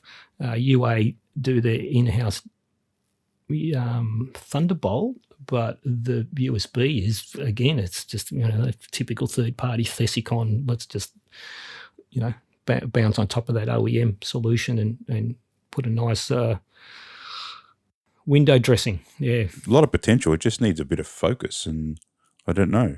Well, I mean, I've been navigating that whole Thesicon. That sometimes they focus, and as you know, right? We discussed this before. Right? So you got Thesicon at times they deliver a driver revision to all of the to all of the developers, because you can always tell by the version numbers that they're using the new Thesicon driver, and I reported, hey, this is a marked improvement. It's not quite RME level, but this is actually quite respectable. And Presonus had some really nice improvements on that USB side.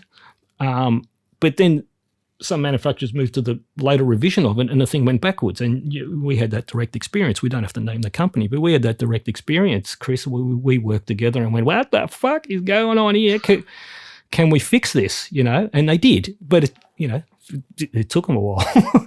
But that's going to these third-party driver developers isn't a guarantee that you're going to get immediate good performance. And this is why I keep seeing all of these new interfaces from, more boutique-y type of brands, we'll call it that, right? More boutique-y brands they're getting into this prosumer type of audio interface market, and they're all just using the same driver, and they're completely dependent on that third party to actually deliver the performance. I just, we're going around in circles. Yeah, it's almost like move on. Yes. Now, so Thunderbolt 5, yes. So They haven't stopped it. They're not stopping it for previewed in October 2022, apparently, as part of the USB 4 2.0 spec. 80 gigabyte bandwidth, double the TB3 and TB4. So it's a lot to plug in an audio interface that can probably run off a USB 2.0. Yeah, well, it's not. Bandwidth. It's not. It's not for us. But so let's just move forward. We need another number. Let's move on because we've still got a bit to cover. But we can probably shoot through these very, very quickly. CPU wars. So let me just kind of give you an overview on what's happening there since the last time we spoke in around February, I think it was. We did that last show, and we were going to try and do it every quarter, right? And that didn't eventuate. No, I think April, I think it was the last one we did. And then we were going to try and do it again, reconvene in July, August, but, that didn't happen. And I was expecting the Xeon X299 HEDT platform replacement to be there in July, and that hasn't eventuated. There's plenty of information, but there was just some delays in that series, more to do with the big scalable server line, but it kind of filtered down to the HEDT platform because they're using the same socket, so there was no point they were going to do a joint release, and that went from it was originally July, then it was going to be September, October, and September, October turned into December, and December has now turned into there's going to be an official release on the February 15 of the HEDT. The server platform has been released, but we're talking just ridiculous amounts of money. This is not for the DAW workstation level. We're talking, 8-channel. 8-channel DDR5 cores up to 56 cores, and price tags are around the big dogs about $19K US. So not for us, right? So the HEDT level, and they're actually chiplet dies as well. They're scalable, right? So they have multiple dies on those. So they've gone the AMD route on those big dogs, but on the HEDT replacement, I can give you some full detail on that now. It's going to be called the Xeon W2400 mainstream. There's a W7090 chipset. There's 4-channel DDR5. I can't remember the exact number of PCIe lanes, but it's massive. 64. I think there's at least 64 PCIe lanes. Nice. There's again the 4-channel DDR5, which is gonna just mate. There's virtual instrument benchmark. It's going to be astronomical, and up to 2 terabyte of memory. I don't know anyone who's going to be needing 2 terabyte of memory. The largest my clients are up to 256, but some of those composer clients, are probably tempted to go into a 512 at least. Some of them will. So that platform is the X299 replacement coming in February. AMD don't have a direct competitor to that, which is really interesting. They need to reintroduce the standard Thunderbolt platform, which I think they may. Maybe they were just kind of waiting to see what Intel did in that HEDT space. And, HEDT is almost like a swear word now. Intel do not use HEDT, but it's exactly what it is, right? It's they call it workstation mainstream. It's HEDT, right? It's exact replacement of the X299. It should be priced around that X299 price, which is not that much more expensive than the enthusiast line, and with the with the K series and the Z790s, and there's some conversation on that as well, which we'll get to. Now these do not have economy cores; these are just pure performance cores, and the socket is huge. So hopefully we're not going to be running into kind of heat problems as well, because there's a lot more area they can dissipate the heat. So that's going to be good. It's long overdue. That's going to be interesting where that lands, because the performance with the 13900K and the 7950 already is just, mate, it is through the roof. Even at that, 16 core for the AMD 1632 thread, and then Intel have got this performance and economy core, and combined there is 24 core 32 thread on the top dog.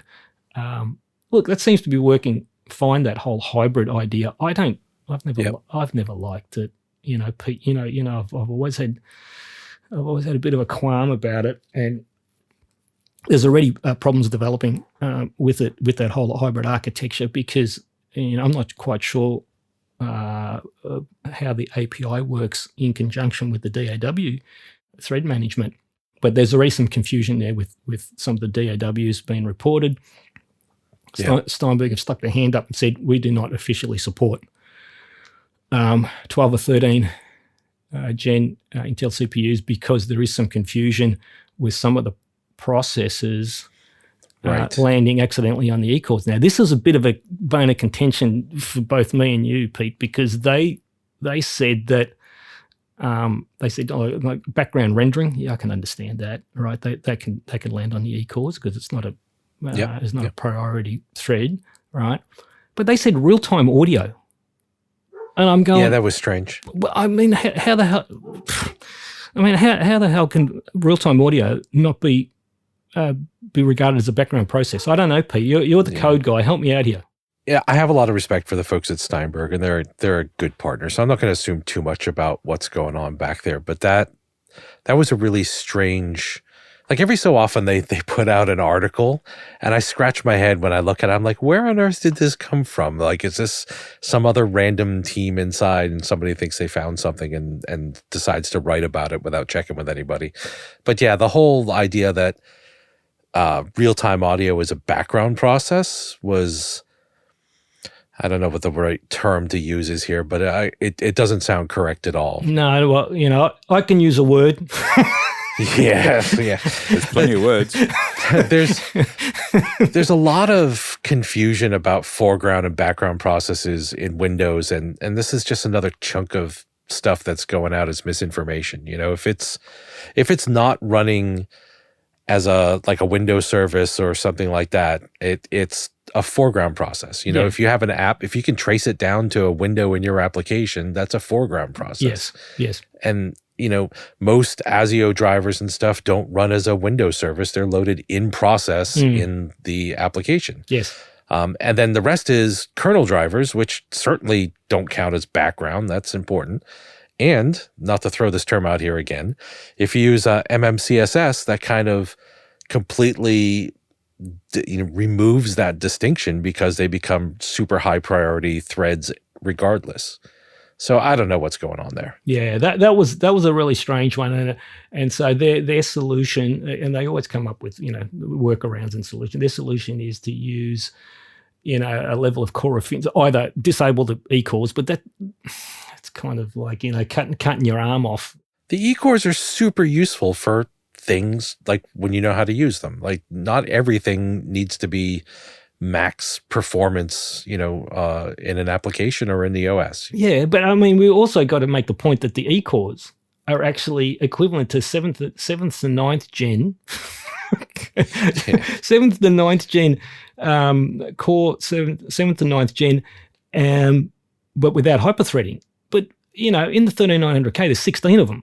So, I mean, yes, they're not running at 5+ gigahertz, but they're running at 4+ gigahertz, right? And so they're not completely useless, but I can see that there is going to be some confusion if that load starts getting split between the two, right? I can understand that. But so my question has always been, and this is a question I'm going to be raising with all of the DAW developers when they come back on, I'm going, well, how does the thread management within the application actually communicate and arbitrate with that? On Windows, it's going to be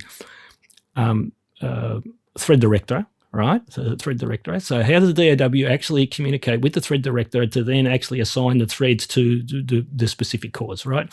Now, with that whole background thing, that was interesting because I know that, for example, and this is from my friend in Finland again, who passed this information on, that Pro Tools, he was noticing so he was doing these massive projects, and he would get to he was bouncing them. We were getting to this render. He was rendering the bounce, and he was noticing that. I'm trying to remember the exact dynamic, but I think he went from the 12th to the 13th K, and he was noticing it was a little bit slower. And he's going, well, "What's going on here?" And then he's calling up Task Manager, and the things are landing on the e-cores, right?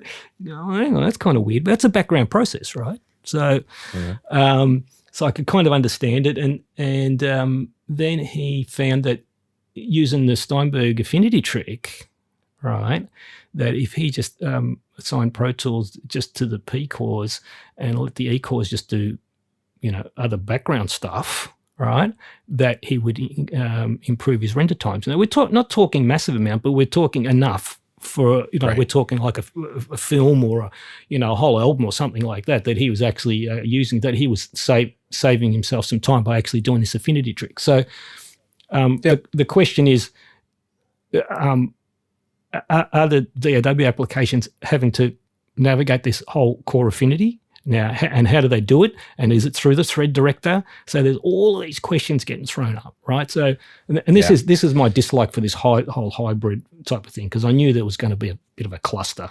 Multi-threading is hard. Yes. Right. And I hate I understand why they do it, but I hate this, locking certain things to certain cores, because that just removes the ability to use the entire operating system when you start to saturate something. Yep. And all these companies, I think it's just a matter of time. All these companies have to navigate this on Apple Silicon as well. Yep, I'm going to get to that. It's a different process, but it's the same thing, Yep. So Yeah. And just on just sticking within Windows, AMD released their highly anticipated 3D cache versions of the new Ryzen 7 series, right? Yep. And we saw some, really nice improvements on the virtual instrument stuff with that huge cache, with the 3D cache. And, people were going, "No, this thing's going to be cool. It's coming to the 7K." And out it comes. And you've got anything above an 8-core AMD, there is more than one chiplet, CCX modules they're called, right? And then there's there's a fabric interconnect between the two, right? And they'd already run into problems with Windows task scheduling between those CCXs, because it was something to do with, they were saturating, if you're saturating one CCX, and then it would pass some of it to the second one. And then there was all of this inter-chiplet communication delays and all the rest of it. So I know that AMD had already worked with Intel directly with the thread scheduling to try and improve that on the earlier Ryzens, right? Yep. With the 3D, we've got another problem, because they didn't put the 3D cache on both chiplets on both CCX modules. They only put it on one, right? Oh. Huh. So now we have a chip architecture that, Windows cannot define those two CCX modules. One has actually got a 3D cache and is going to be performing significantly higher than the other one. So we've almost got, not quite the same, but we've got another scenario that's similar to this hybrid performance and economy core, right? But this time there's no thread director, right? Yeah, but I think a lot of it still gets handled in all the cases with these CPUs by whatever driver for the CPU that like AMD or somebody's going to provide. So in theory, they should be handling this. But that's a thread director in regards to Intel. That's they've provided that. AMD have already said that no, they're not going to provide anything. This is needing to be coming from Windows, from Microsoft. I'm like, well, good luck with that, right?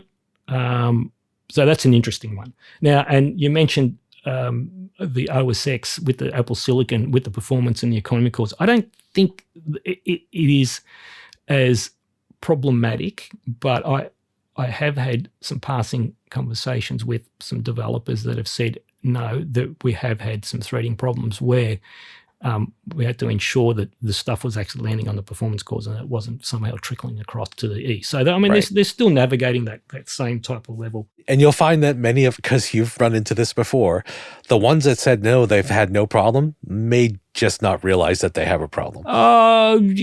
Yeah. You know that I've had I've recently been contacted by another DAW developer that was asking for the MMCSS patch because he ran into the problem, and I've actually supplied that to him, and he's actually implemented it in a very, very clever way. But I'm going to discuss that at a later date because I'm actually going to be we're going to be discussing that with him personally because he's coming on the show at some point, right? So lovely. I've put a hold on the I've survived MMCSS t-shirts, Pete. And when we finally get to the end of this bullshit, I'm going to send you one across, all right? Yep. And you need to find me one of those Christmas hats. We won't have to go into detail what the Christmas hat said, but I need one of those. Thank you very much. Now, yes. One last thing before we move on. CPU wars. Mac Pro replacement. Chris, take a bow. Take a bow, my friend, because... No Mac Pro replacement. No Mac... Well, it hasn't eventuated. And you remember that article I sent you where they're kind of backpedaling going, well, we're going to be releasing something above the Ultra. So they were going to try and stick two Ultras together. And I can't remember what they were going to call it, super duper. I don't know I can't remember. That wasn't Ultra Max Plus, Double Ultra. And then they realized, hang on. Sound like laundry detergent at that. Or sanitary products almost, Max Ultra. So the initial idea was that apparently they were going to stick two of these Ultra chips together and then have a big monster 40 chip CPU. But then they kind of realized, hang on, this isn't kind of really happening at a thermal level. And the rumor is, and actually I think this is kind of pretty solid, is that they've actually abandoned that idea, right? So where are they going to go, right? They need something bigger as far as Mac Pro. My understanding is that the Mac Pro is only going to come out with the same Ultra chip, but maybe it will be an M2 variant, but it's going to be an Ultra chip, which is the same as the Mac Studio. So it's just going to be a Mac Studio. Is it going to have PCIe? Is going to be the question. Or just to backtrack really quickly with Thunderbolt real quick, because I think this might be Intel kind of pushing back a little bit. With Apple, there is a problem. Now, Thunderbolt 4. Now, this is going back to what Pete was discussing before, because you know how the DMA protection. There's a DMA protection that's built into the Thunderbolt protocols, and in Thunderbolt 4 now includes a thing called VTD DMA protection, right? As part of the standard. Now, however, Mac Thunderbolt 4 is downgraded to Thunderbolt 3 due to some Intel patents covering VTD DMA. In other words, Intel have gone, fuck you, essentially, right? And I that's me speaking, not Intel, by the way. Yeah, that would have made an interesting press release. Oh, that would have been, fuck you. Well, I was, look, there was always a thing of going, they've just kind of basically shafted Intel moving to these Apple Silicon. And I there was a question mark and going, what's going to happen with Thunderbolt? Well, now we figured it out. They can use the USB 4, essentially the USB 4 alternate, right? I don't think there's going to be full Thunderbolt 4 on Intel, and they won't allow them to use the what's called the DMA protection, right, under virtualization, and they've got to go back to Thunderbolt 3 spec. So there you go. So Thunderbolt 4 on Apple is not as Thunderbolt 3, right? So with that, and with the Mac Pro replacement, they're basically just talking about releasing, the Mac Studio top dog with the M2 uptick into a possible Mac Pro, and there's still no clarification of whether there's going to be any PCIe slots. Well, this is what I reckon is going to happen. Okay, so I've been doing a bit of testing. So there's a couple of new models coming in January and February. So M2 for Mac Minis, M2 Pros for Mac Minis. We've got M2 Pro Max on the MacBook Pro. some of these processors are starting to hit into being able to do 96 gig of RAM because they were limited to how far you could push it. A lot of these have got extra GPU cores. So these M2 processors seem to be a bit more efficient. They're talking 22 hours on their laptop of runtime, big numbers.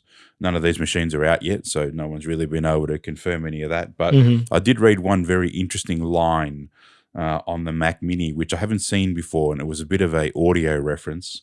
And it read like this, and I quote exactly, run more plugins and load more tracks in Logic Pro on the M2 Mac Mini. So a bit of a reference to, or it doesn't say how many more plugins or how many more tracks, but I thought interesting. There hasn't really been any direct audio reference before. So those machines are coming out soon. So we do have a bunch more processors that are confusing because there's a lot now. If you look at how many they've got running. But here's a bit of an interesting thing about Mac Pro, right? Because I have a Mac Pro. I've got a 2019. It's pretty specced out and do a fair bit of video work. I think I've spoken about that before. So I just wanted to give you a bit of a real quick story. Work with a few other people that also do the same type of video work. And some of those guys have jumped into a Mac Studio with Ultra, with the M1 Ultra. Yep. And a fully spec machine. I mean, 20 cores, 64 GPU cores. I mean, big machine. Yep. Not cheap. The kind of money you're paying for these machines, I know a guy that could build you a pretty good DAW machine on a Windows platform. But let me paint a bit of a situation. So say I'm out there doing a bit of a dance concert, 3-camera shoot. I usually record everything in ProRes. Sometimes these things go 2 hours. And on each camera angle, I'm dealing with maybe 250 gig file. Okay, so it's a big file. It's all one big. It runs for 2 hours solid. You put 3 of them up on Final Cut Pro on the timeline. You sit there and you do your little camera switch and you put you do whatever you need to do in your video world, right? And then you get to this point where you've got to make the master file, right? So you sit there and you generate this really large 350 gig output file at full resolution, okay? Big file. And then you got to get to this point where you need to render it back out to the platform that you want to deliver for, whether it's Blu-ray, some people still want DVD, whether you're going to a streaming YouTube service or up on Vimeo. Now, this number crunching rendering process is where some of the more interesting tests are coming out of. So back on 2012 Mac Pros running dual Xeons and being very fast machines for their time and having the fastest, best, latest processors. Sometimes these things are taking 3, 4, 5 hours overnight to generate these output files. So on Mac Pro, and one of the real reasons why I moved to a Mac Pro a few years or a couple of years back now was that to render these files out with some hardware assistance like Apple's Afterburner card, some of these render outs now were dropping to 50, 45 minutes, like significant improvement. Yeah, amazing. So of more recent times before Christmas, we've been playing around with like I said, a couple of companies that, we often share resources and videos and help each other out. And these Mac Ultras, these studios, are doing that process, that final render process, disappointingly for me, 10 to 12 to 15% faster than what my Mac Pro can. Yeah. Now, I've got a question real quick. Just a bit, I'm sorry. So is it GPU bound or is it CPU bound? The processing? It's both. Right. Okay. And in my case, on my Mac Pro, also I can use my Afterburner card, which is FPGA hardware assist. Yep. So you can do both, but a lot of it is graphics bound, right? These processors in these new Macs are getting better, faster, and more angry and pretty vicious. I mean, to have that little machine that's worth half as much money render that file out 10, 15% faster is pretty significant. But here's kind of the problem, and I'm leading into Mac Pro replacement here, but where it's not working is stepping back that process. And then when you've got these 3 files on your timeline and you're editing and you're scrubbing across very high resolution files, up until this Mac Ultra, a lot of these M series processors have not been able to handle this.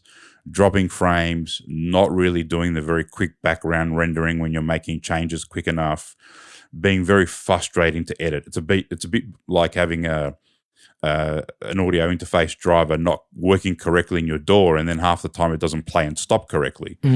So although these machines are very good at this super high powered rendering, number crunching game, they haven't been very good at the actual working part of having these great big files on a timeline. Mac Ultra, or the Studio, is sort of the first machine, especially the Ultra, where this has become a much more usable thing. So the whole reason why you'd buy a Mac 2019 Pro and spend all that money right now is that it's almost faultless on this machine. Scrubbing through these projects and that background, as you're working, it's solid, it's stable, it just feels really good. Now, the reason probably has something to do with the dual graphics cards that are in there, right? So on my machine, I've got a couple of W5700X Radeon Pro cards in there.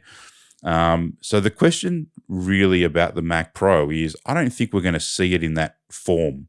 I don't think there's going to be a machine that will come out that will have the 8 PCI slots and 3 16X slots to put those graphics cards in, because going back to DAW world, there's no real benefit here of this machine in that environment, because we're not doing that kind of massive number crunching. I mean, a mix down or a bounce down in an audio project, even for a film composer, is not 500-600 gig. It's really not at that kind of level. So I think what's going to happen is that these processors, and it may not be M2, it might be M3, it might be M4, we don't know. But the question really becomes, at what point do the GPU cores in those processors become as good as 2 graphics cards in an M Pro? Because when they do become that, then that machine is redundant. There is no reason for 8 PCI slots, because we already have the power that's needed to scrub across these big projects, and animators are the same. I'm seeing a lot of animation studios now, they're putting in, on a shelf 10 Mac Ultra Studios to render out parts of their animation because they're just so fast. So I think there's going to be a delay. I don't know that they're going to bring another machine out that's going to look the same. I think they're probably just going to keep this machine going with its Xeons in there and they're obviously getting better and better at these processors, until they get to a point where they go, what? Okay, we've got 96 GPU cores, and some of these newer machines, you can spec up to insane amount of cores. We don't really know what that means, and we don't really have a way to test either. If you've just bought a Mac Studio that has an M1 Max, are you now sort of spitting chips a little bit because there's a Mac Mini that has an M2 Pro in it that has more cores on it? Well, we don't really know. There needs to be a fair bit more testing on hand. So the real question is, who wants to buy a Mac Pro with 8, PCI slots in it? And I think the question is less and less people. And when these processors hit that mark, other than the brilliant cooling and the really cool design and how robust this machine is built, I just don't see it, Vin. I just don't see another machine this big. I think you're on the money a little bit there. I think we'll see a bigger version of the Ultra. It'll be something that does have very significant GPU power, and it'll make the big machine redundant. Yeah, that's my call on it. Yeah. Well, look, interestingly, and this is a whole other discussion which we can cover at length at another time. But all of these chips, I think they're hitting the limits in regards to what the foundry is capable of actually manufacturing in the number of core counts. And this is why Intel is the last of the large monolithic dies, right? So those new Xeons that are coming in, which could actually, there's another possibility we didn't even cover, is that with the new Xeons that are coming in, 12 to 24 core, and even if they go to the next line up to 56 cores, this is open to Mac, think about it, right? Will Apple actually go, hey, let's just use these new Xeons in the Mac Pro? They may, but can you imagine the marketing department? It's two different stories. You can't be going, oh, our top dog product has all these brilliant Intel Xeons on it, but all this other stuff we're selling is great too. Yep. So it's interesting. I think they're obviously getting better. They're obviously pushing the limit of the chip design. The M2 thing is more efficient, so they're finding ways. But I just think we're a little way off still, a little way off having enough grunt that Mac Pro currently has to go, here's the replacement. Yeah. And look, and the other thing, and let's make this point, is that our discussion in regards to DAW with the Apple Silicon is purely the CPU-bound stuff. The GPU, I mean, there's enormous GPU horsepower that is just sitting there, right? Correct, and that's really an interesting point. Yeah. It is just sitting there. Yeah. So is there a point where some of these DAW developers down the track start working out how to tap this, or does Apple just go, nah? You know, because you think about a Logic user. I mean, for a Logic user, this is very exciting because you kind of think their own DAW, their own software, Final Cut, all this stuff that they make is going to be pretty well in tune with what's going on as far as CPU allocation of resources. So it is interesting. Yeah, and so that opens up another line of discussion, but that's going to be another show, is GPU audio. Now, we've discussed this before. I think, you know, when they initially made the announcement, everything was a little bit premature there. And the development of the development suite of the later, the larger plugin suite took a lot longer, and now they've finally gone, they've finally released Mac support. Now, the interesting flag that I flew, the flag that threw up for me, that when I was discussing with the GPU audio developers early on, because I was going to have them on the show before everything went a bit south, was that for the GPU audio to work, you can't have that GPU doing OS duties, all right? It had to be a dedicated GPU. So when it came to Intel, 11th, 12th gen, 10th, 11th, 12th, anything that had an integrated GPU, then that's going to work, right? Because you could have the integrated GPU doing all your standard OS stuff, and then you could have a second dedicated card, all right, and that you could apply your GPU audio to. So they were doing a lot of the beta testing on these Intel laptops, the gaming laptops that had this type of configuration. That was fine. There was a problem with the AMD because the AMD has only 16 PCIe lanes via the CPU, and that has to be taken up by the GPU to, running the OS, and they didn't have a dedicated GPU, and you can't, then if you split the two PCIe 16, you're running at PCIe 8, so that wasn't optimal. So, but now with the 7K having an iGPU, puts them back in the game. Right. Now, coming to Mac, right? So the initial Mac beta testing for GPU audio was on the Mac, Intel Macs that had both a dedicated and a iGPU, right? That's fine, all right? But now we're talking to Apple Silicon. All right. Doesn't exist. Yeah. Hang on. Apple Silicon. And I'm thinking, well, hang on, how's that going to work? Because there's massive GPU resources, but it's actually been assigned to the OS. And then they made the announcement, and I was kind of a little bit tricky about it because I'm looking at it, I'm going, what are they doing the testing on? Well, they're doing the testing on the Ultra, and the Ultra's got 2 chips. All right. You hear me? Right? Mm-hmm. So they got 2 GPUs. So how... and this is the question I'm going to be asking them directly, how are you going to be assigning the GPU resources to DSP horsepower on the single chip M1s, M2s? Because there's no units with a dedicated GPU. Well, you're not even allowed to run Thunderbolt expansions with PCIs on them anymore. You just physically can't have external GPU. Yep. So there you go. So that's another area that I think we can discuss. It's an interesting question.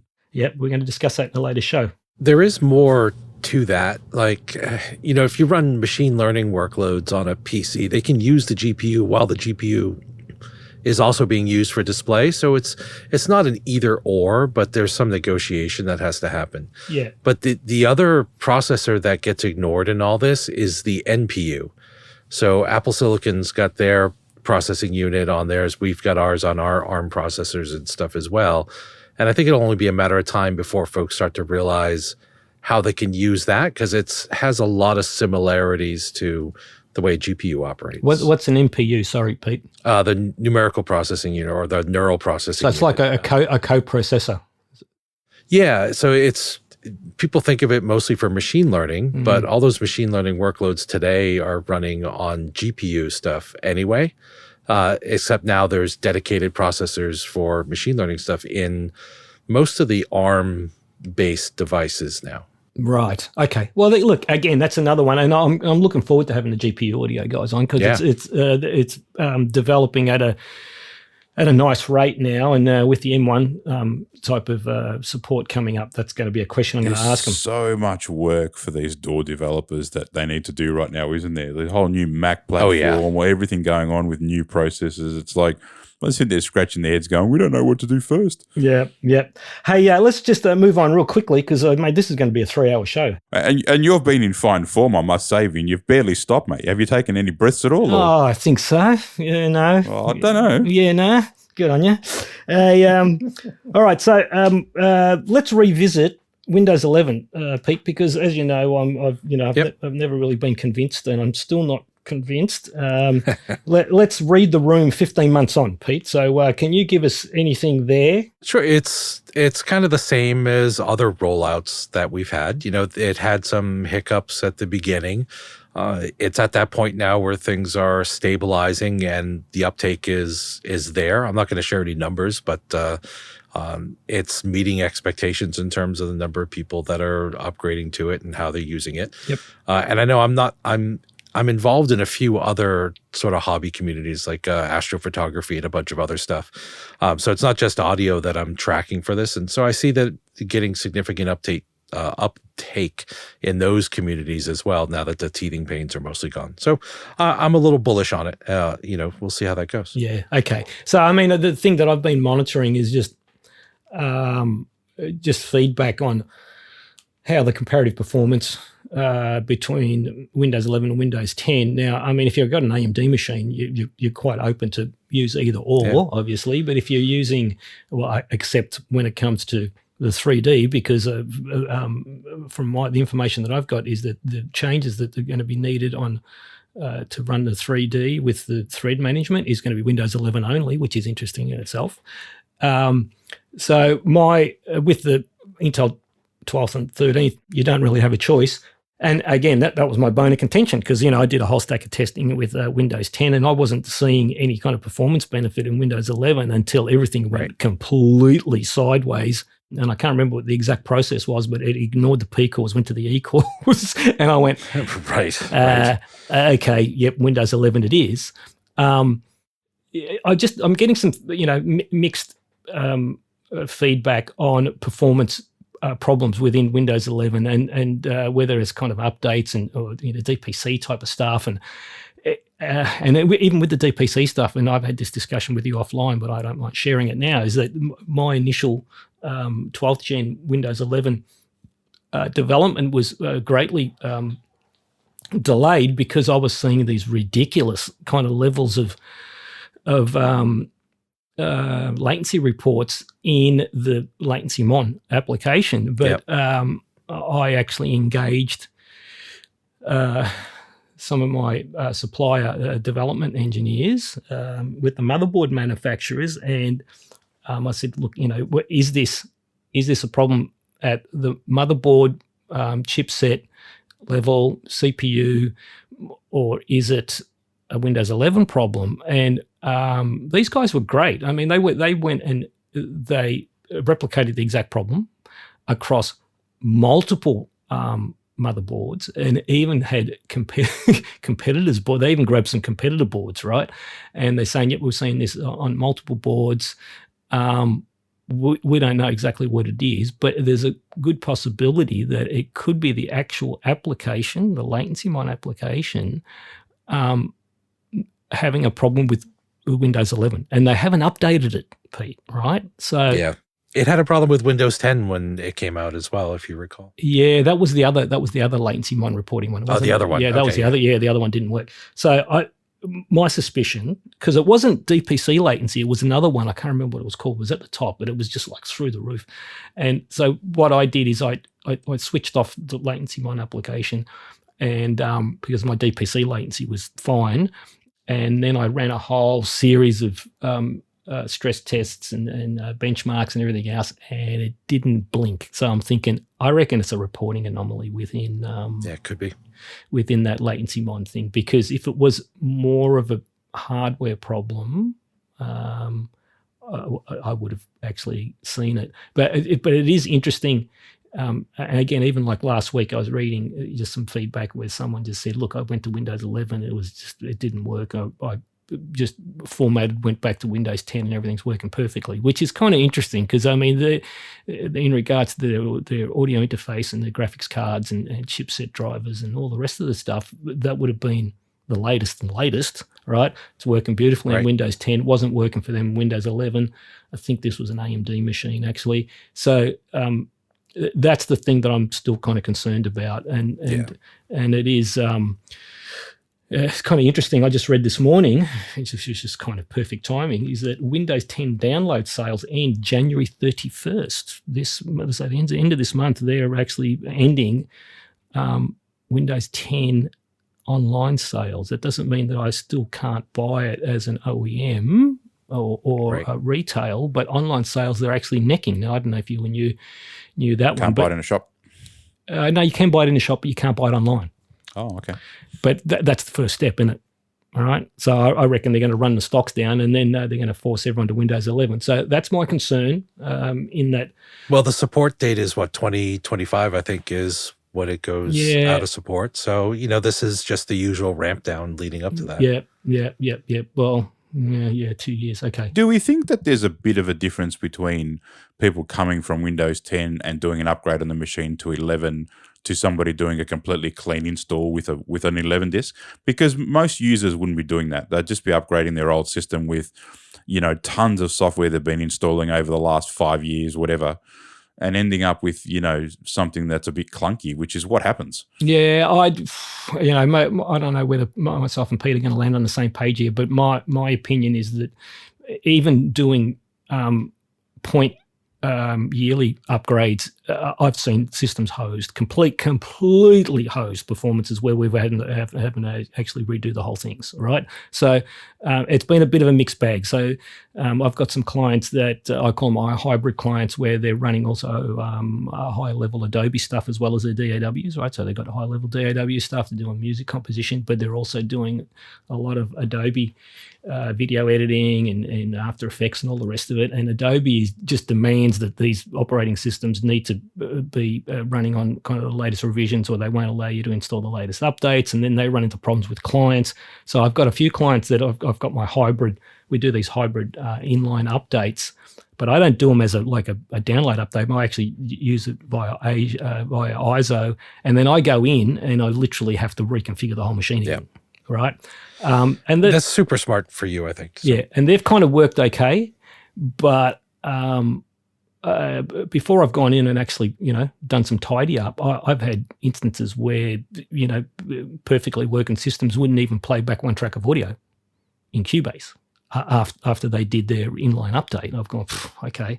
So, and without me trying to sit there and figure out exactly what was going on, I'll go down to the nuts and bolts and redo all my optimizations and stuff, and voila, she's all working again. So, I think there is a difference. I'm not sure whether Pete's going to agree, but I think a clean install. Well, there's a level of housekeeping that people don't do. Right. I mean, it needs to be done. People don't really understand. They don't do it. Decades of web browsing, files building up in the background. Lots of stuff slows your hard drives down, and it's not always done. I don't think. For me, I don't do fresh installs unless I'm replacing the hardware. So this PC is starting to get a little long in the tooth. It's an older i9. I've been waiting for the HEDT stuff to come back out before I upgrade. Yep. At that point, I'll do a fresh install. But this one, I run, all sorts of crazy stuff, compilers, internal apps that are not baked yet, a bunch of different hobbies, musician stuff, et cetera, et cetera. And I'm good, but I know what I'm doing, and not necessarily everybody's going to have that same level of housekeeping like Chris is talking about. Yeah. And I think, some of the problems is when especially when doing the online stuff, is that it's forcing driver and chipset drivers. It's And you forcing don't up. necessarily know. Yeah, that's the stuff that kind of tends to break some stuff. It kind of does a clean install and then copies a bunch of stuff over. And so, yeah, I mean, you're getting, like you said, new drivers and everything. And it's, I don't want to scare people away, but you're in a new state at that point. Yeah. It's not what you started with. Yep. Well, look, I mean, some of the earlier qualms that I had with Windows 11 was that, I mentioned this, Pete, that I kind of just felt half finished. Some of the GUI and user experience stuff. I mean, right click on the taskbar and where's my device manager and where's all that stuff? I mean, that has been put back, I hear. I'm just go and do it on yours. I'm just gonna sit here and smile. Let me put it this way: I like where Windows 11 is today. Okay, so you're telling me that they've actually put back some of the most basic functions that I was having to bitch about. Yeah, they're probably not all there yet. Like, I know the one that I always hear about is can't put your taskbar at the top of the screen or on the side. But a lot of the other stuff is in there. Yeah, for me, it was just the practical stuff. Right click the taskbar. Yeah. Where's all those options there? And that's why I run an alternate taskbar. There, so, which is fine. Yeah, and it's solid as there's a couple of my Windows 11 machines out there. The clients didn't even know it's Windows 11. They're just thinking it's Windows 10 because apart from it's Windows, that's all they care about. Yeah, they got the rounded corner, going, oh yeah, it looks a little bit different. And I know the taskbar is, or excuse me, the start menu is different from what was in 10. Yes. But I know you were never a fan of tiles anyway, nope. And I just pin everything that I use to my taskbar, so I never even really go into it. Yeah. But as dumb as it is, the thing I like the most in 11 is the settings application.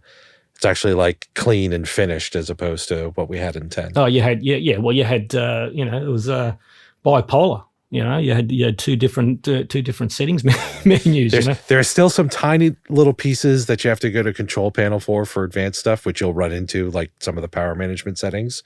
But overall, it's just a much better application. Yeah, look, I navigated fine around Windows 11 once I got my start bar bitchiness out of the way. So and the little application that I use, all it does is it basically just returns the Windows 10 start bar, and then I run a alternate start menu, and as you know, and my clients love it, so that's I continue doing that, so that's fine. Now, just real quick, MIDI 2 progress roundup. Has there been any progress in MIDI 2, Pete? Yes, go. So there is. So I don't know if your listeners know, but I'm the chair of the executive board of the MIDI Association. So I have a couple of different hats that I wear here. Yeah, the chairman of the board. Yeah, I like it. It basically means I run meetings, but it's all good. I'm also the primary contact on our MIDI project at Microsoft. Let's see, we last talked on the show. Yeah, I don't think this is covered in there, but we had some negotiations with Yamaha and what's called AAVIM, which is the MIDI Association for Japan, essentially. And Yamaha offered to fund the driver, the MIDI 2.0 driver for Windows, which I don't think I've mentioned here on the show before. And so they have somebody who's working on this MIDI 2.0 driver that will end up as open source so that we can maintain it forever and update it forever. And then we'll be inbox in Windows. So that's a really big deal for us as well. And I love that it's open source. And I love that somebody who really has high stakes in this game is the one that's building it. Yeah, that's awesome. And then we're building the API and the tools over that. Yep, awesome. That's very, very cool. Learn more in April at NAMM. Ah, right. Oh, April NAMM. Aren't they doing a summer NAMM this month? No, they've rolled it back from where it was last year. I think it's just maybe next year to be even closer. Ah, okay. I think next year it'll probably be January again, but who knows? Okay, well, that's interesting. Yeah, so, because, NAMM's always been traditionally January and July from memory. Right. And the whole COVID thing just completely threw that out. Yeah, so. The circus, I call it the circus. There's a lot of companies not going to NAMM, so it'll be interesting this year. Hey, the only time I've had COVID was from NAMM, so. Yes, I remember that one. Yeah, you copped it big time last. Yeah. That spicy cough. It wasn't just 3 days either. So yeah. So there you go. I've got a better immune system, Pete. I knocked it over in 3 days. I think so. Thank you, go. Yeah. Hey, okay, so MIDI 2, that's an amazing development. That's great. That's awesome. Just real quick, now, me and Pete, no, it's actually me and Chris would probably, and I don't know whether Chris has got any stories, but, the infamous In the Trenches, Tales from Tech Support. I haven't really been doing a lot, but I've got one fun one. And Chris is going to chuckle with this one.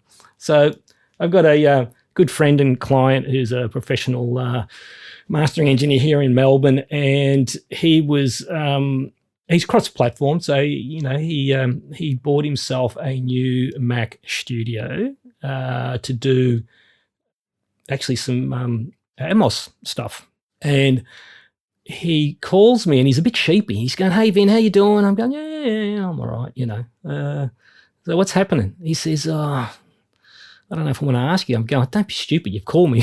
What's up?" He goes, "I know what you're going to say." I've gone, "Oh, fuck's sake, just tell me." He goes, "Okay, I've bought a Mac Studio." I've gone, "Yeah, so what? You've been cross-platform for years." He goes, "Oh, okay." He goes, "Well, I'm trying to install this new RME interface that I bought off you." I went, "Yeah." He goes, "It's doing my head in." I'm going, "How can it be doing your head in?" And don't Macs just work? So I'm just, I'm just milking this. You're having some fun. I'm going, "What do you mean?" He goes, "Mate, for the life of me," he goes, "I've been working around Macs for bloody, 3 decades." And he goes, "I've installed the RME driver and it's there and I can see it." He goes, it refuses to connect to the interface." He goes, "Fuck, I don't know." I've gone, "Come on, seriously? Mate, Macs just work." He's going, "Oh, will you stop that?" I'm going, "Okay, let me look into this." Right? So I do a little bit of a scrounge around. I've gone, "So have you done the secret handshake on boot up?" He goes, "What are you talking about?" I said, "Well, on the Mac Silicon machines, unless you do a secret handshake to get into an alternate boot, it's not a BIOS, it's some type of security mode. You have to enable the unit to be able to install any third-party hardware." He's going, "What?" So he's on the phone, and I'm talking him through. Mate, I'm just reading it off the text. I said, "Just do this, hold this down there. Are you into this security?" He goes, "Yep." I just said, "Okay, change this setting." He goes, Yep, change it." And he changes it, reboots the machine, bang, the RME comes up. He's going, "For fuck's sake," he goes, "I've been navigating this shit for a week." I've gone, "Well, mate, use a search engine." He goes, I just didn't even think. Right. I didn't even think about it. So, I definitely got some mileage out of it. I'm going, so let me get this. So Apple have released a thing called a Mac Studio, which is aimed at creative professionals, i.e., audio professionals like yourself. He's going, "Yeah." But unless you do the secret handshake, its default setting is you can't install third-party hardware. Mate, is that an oversight or is it's just laughable? I don't know. Chris, have you kind of... It's a security... Oh, no, I do this literally once a week. You're dropping the security from high to medium. And once you drop the security in the background, you're allowed to install. And most manufacturers now have got this in the install file when you load it up that stop. If you haven't done this, go back and do it. So it is bizarre. There's no question. It's not a signing issue. It's just anything third party. Yes. It's not a driver signing. No, it's not a driver signing. The driver installs. It's a security level, yeah. And then it's not only that one. Then you've also got to go and give the application that you're using, microphone privileges. So you need to go into the security manager and do that. And so there are, but the good thing is you do it once, you don't have to do it again. But it is a bit of an odd one. It catches a few people out. Well, I mean, if you're still talking about it, at least once a week, mate, that's I got a bit of mileage out of that. But apart from that, I haven't really got any other kind of support stories. But I thought that one was pretty funny, and I thought I'd share that one. Chris, have you got any, or have you there's just too many? Oh, look, I've got lots, but look, I think musicians, like we were talking about the layoffs at Microsoft and Google and stuff. I mean, musicians are doing it hard. Yeah. I don't think there's Right. been a huge bounce back with plenty of work and plenty of income coming through. So there's a lot of people trying different things. They're trying to record at home. They're trying to do their YouTube, and there's a lot of panic. There's a lot of desperation. There's a lot of frustration, and support at times now, especially for me, we take a lot of support calls. They're not always very nice on the other end of the phone.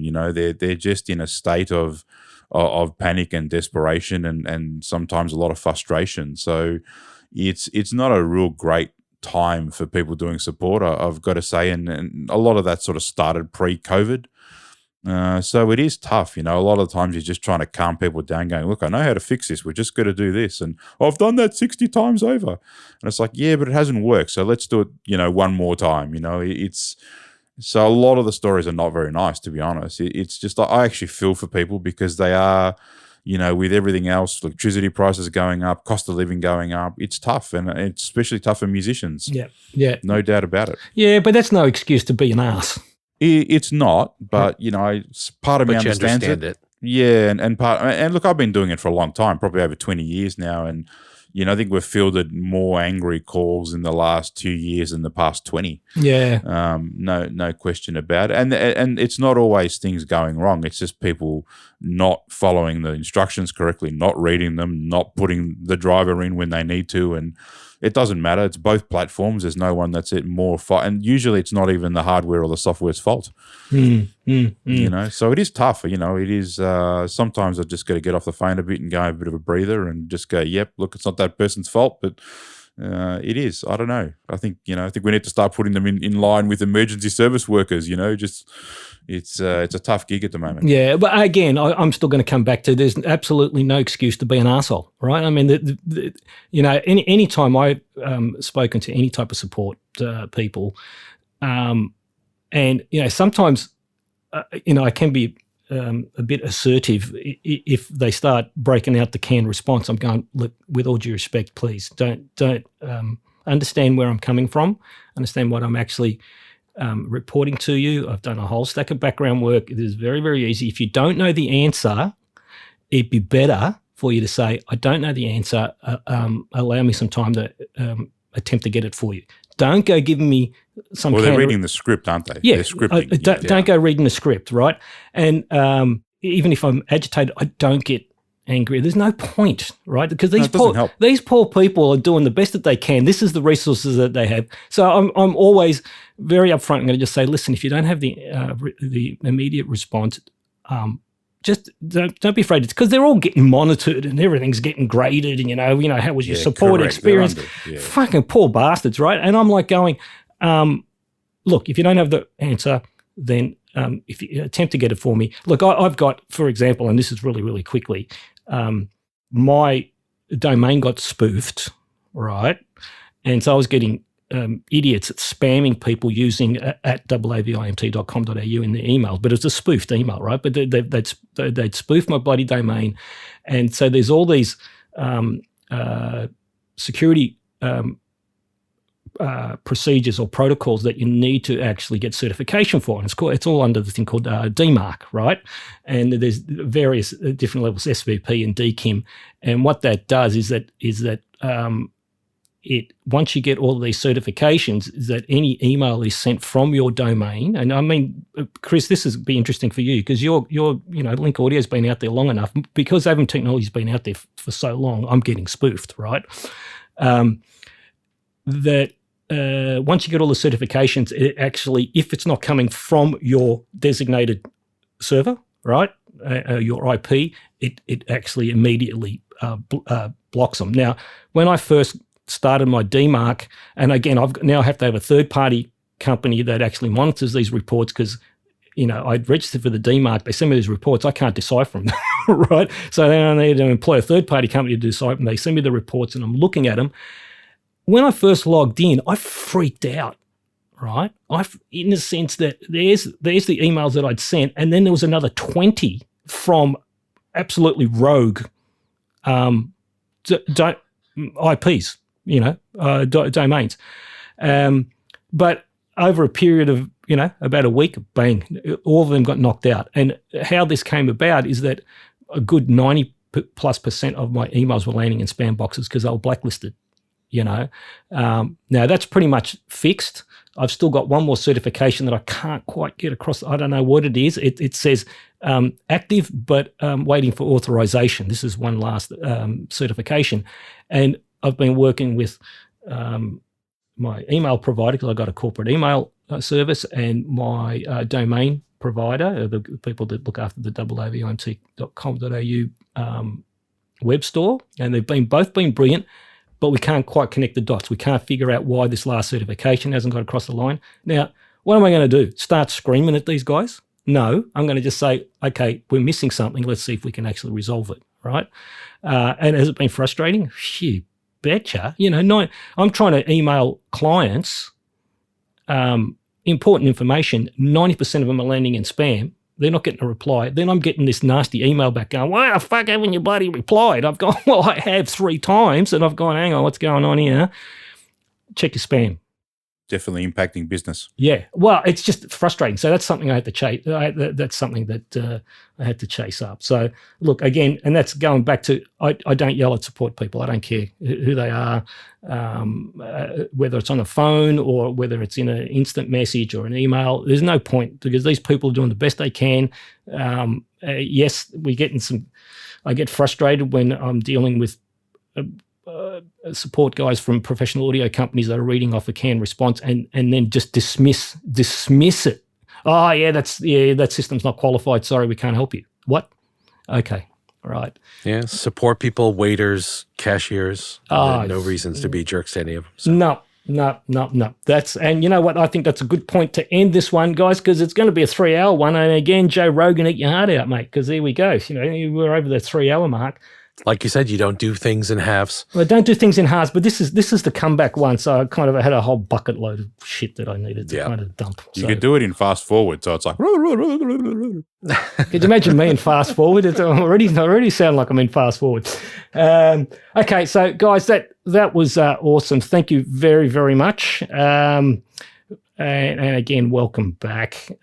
We did have a little bit of a teething problem on the first schedule attempt at recording this one, and thanks to and talking about support people, reading from a script. Oh, have you done this to your modem? Have you done that? Mate? I'm not even using your modem, mate. Piss off. Oh, well, that's the problem. Yeah, well, it's not. Yeah. So just the backstory is that 5:30 in the morning. We're all ready to kind of start preparing for the show. 6 a.m. start, and Chris has messaged me going, "You won't believe this. The fucking NBN he's still out from last night." Yeah. Oh yeah. So it was after a really hot day.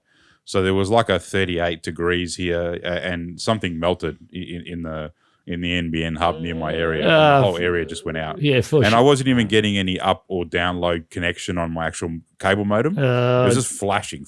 Yeah, it was dead. And they're like, "Is your router on?" I'm like, "You're not going to be able to see my router because there's no connection here." Yeah, that's right. Yeah, good one.